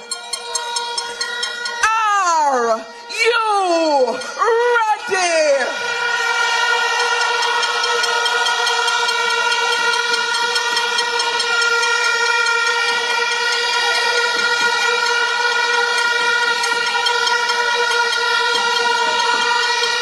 Oh, my comrades, see the signal waving in the sky. Reinforcements now appearing. Victory, victory. That is why tonight, in the sound of my voice, I call on the people of Northwest St. Anne. Make sure you put in one of Jamaica's youngest senator of all times, a young lady who means well, a young lady who wants to see the people of this country have a better life of living, a young lady who wants to see the people of Northwest St. Anne has water in their pipe, proper road, proper infrastructure. Put Gabriela Morris to the Parliament of Jamaica. Put your ex beside the head for this young lady because she means well. Miss B? So she not a bamboo, you know. She not bamboo that night, and we have a good meeting, a nice meeting, and so we call him money guru, all big man, big man in our society was there, man. We have a nice little meeting around here. I said, time we said tough than in a free hill, but me I say nobody come here, never true. People me right talk, it's alleged. Yeah, man, black, bamboo square black. Right now, then a DB, but me tired, we can't bother go because you just asked to come back. Then that discovery be tonight, last night. Miss P, I want you to talk to the people of Northwest St. Anne and the people of Jamaica as we wrap up. Everybody know me. Well, hello, bamboo people, brownstone people, Sturgestone people. All that we live in this constituency here. We don't see what happen. No for no born and grow here. I don't see what happen. Give Gabriela a chance. The sitting MP now, Franny win is on a few people when can get handout, farmer card mostly, and cash in a hand. That now car we go nowhere. We want road and we want water, bamboo. We want water, we want road, and we want good transportation because we pick them. We don't want no old bus. So come Wednesday morning, bright and early, put your ex beside Gabby. Gabby is a people person, not a person for passing a vehicle and wave on. Gabby chat to everybody, mad, young, or everybody for Gabby. Give the baby, give the young lady a chance. You see how she go in a parliament and she talk about the fertilizer. She see how she talk and them a try and how she stand up and give it to them. We don't want nobody in a parliament on phone and when people say, Ray, knock bench. You don't want to knock the bench and now hear when them attack self kind of on phone. We don't drive that. We want somebody to talk up for we. We want good road. Them a walk down a patch road at night. We can't sleep. We can't sleep at playground through this big kid nice and this thing. Everywhere they go, them a boom, boom, boom, and make nice. We see road from Browntown to come a bamboo through Delphi. We have to drive left, right, and center. And I walk a patch, yes, so left, this, so patch, this, so. And also road fix. And also road fix. Brownstone people, wake up. Vote for no picnic to come for a better St. Anne, a better bamboo, and overall a better Jamaica. Come Wednesday morning, make the right choice. The choice you make today, you benefit tomorrow, and the day after, and the day after. You know, 14 for Christian, and you are benefited by no water, no road, no representative. You know, still want that? You know, still want that? Uno still want that? Ask yourself the question. Ask yourself the question. $50,000, 50 chicken now go nowhere. Ask myself the question. Uno know. Everywhere me go, me no business, me lick left, right, and center. When me a chat, me not care. Uno put the X beside the head in the name of Jesus. And for uno pick me. You see how bamboo pity them bright? You see how them pity them bamboo school? Bamboo school, I want little school when I easy, you know. I pay top pass bamboo get, you know. We want better for we pity them.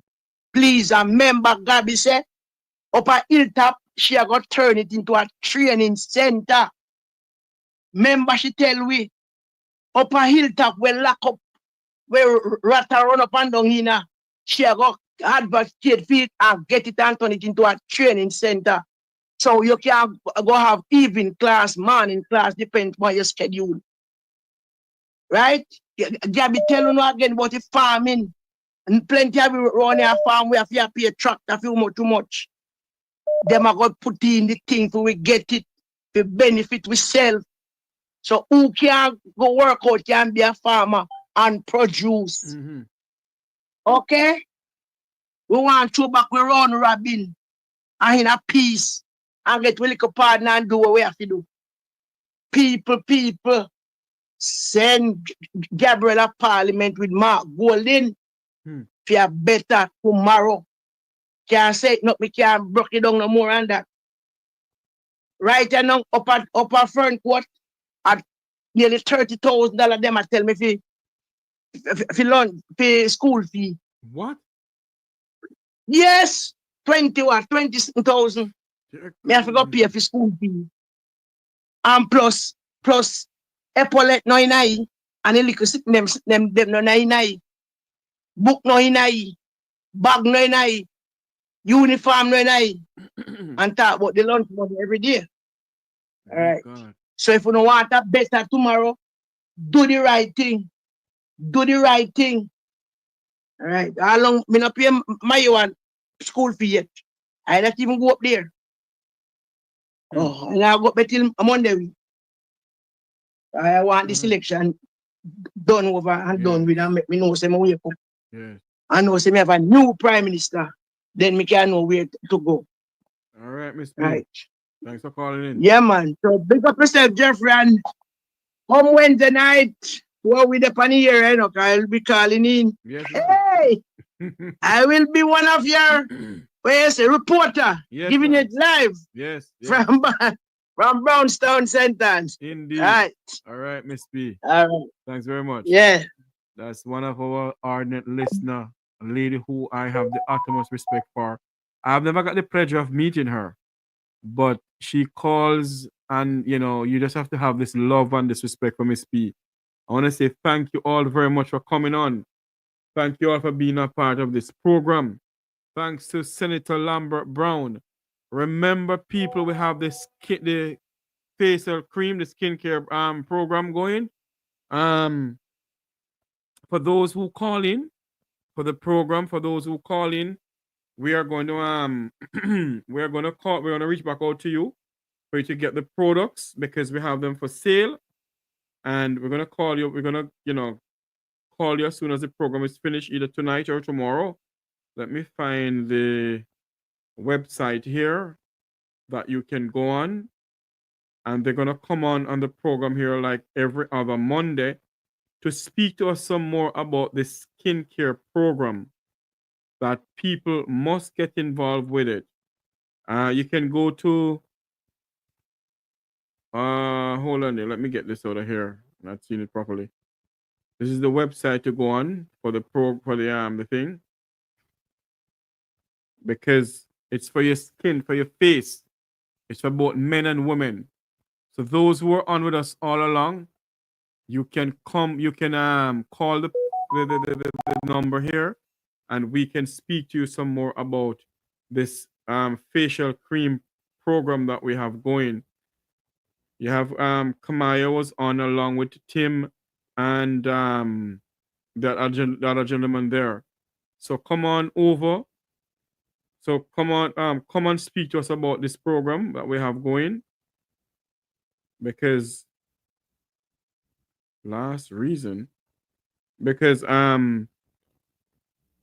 it's a nice skincare program for your face. So as I put this in the chat room here, hold on for me. What's going on here? Face. Okay, sorry. Here is it.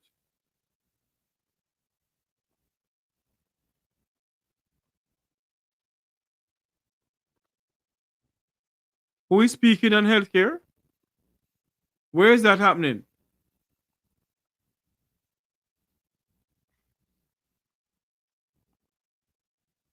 Okay. We gotta go off air now. I thought we gotta go off air now. Let me see. The issues and maybe even persons with the TVJ having a live coverage of something here.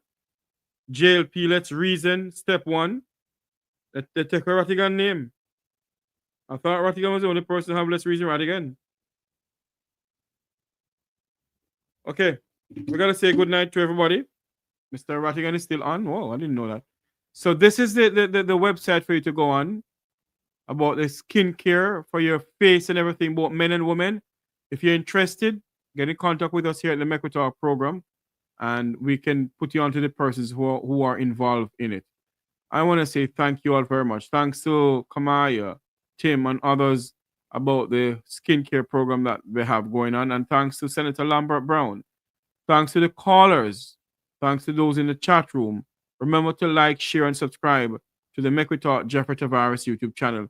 I haven't seen Walking in Divine Purpose tonight. Maybe she's busy. I want to say good night to her wherever she is. Good night to you. Good night to everybody. Thanks for joining us tonight. I am Jeffrey Tavares saying so long. May God bless you, and may God bless our island home, Jamaica land we love. Good night, everyone.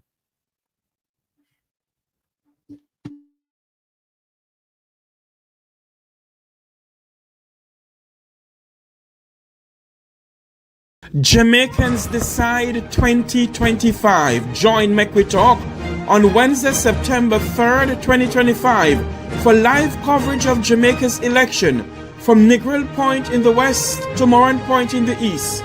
We will be with you from 7 a.m. in the morning until the polls are closed on election night. Join in the panel discussion with political analysts. We'll be live on Jam Talk Vibes Internet Radio Station and Mek Wi Talk Jeffrey Tavares YouTube channel. It's election night in Jamaica.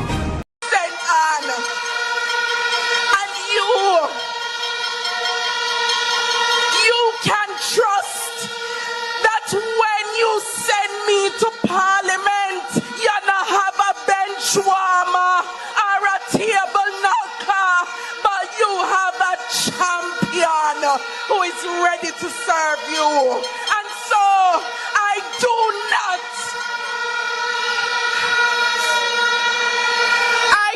not have to ask, but I know no one me ask anyway. Northwest St. Anne, are you ready?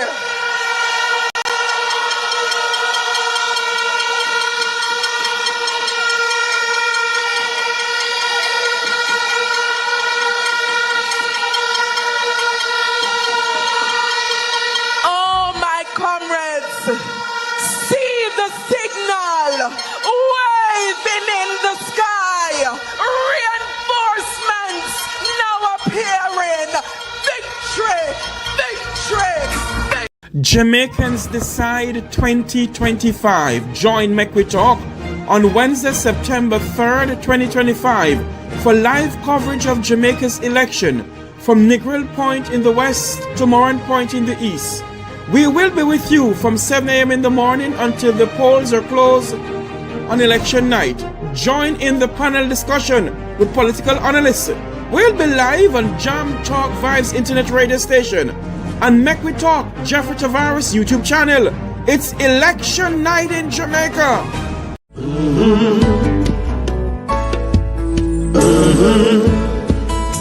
When the game gets rough and this life just seems so tough, Mek Wi Talk, My people, make we talk. When this town becomes an ugly place, don't let it erase the smile from your face. Make we talk. People, make we talk. Conversation is the key, a guiding light for you and me. Spark a talk and you will see. Conflict solver A to Z. World leaders master the art of self-defense just by talk. So people, make we talk. Hey, we're living in a world that on ourselves we must depend. Make we talk.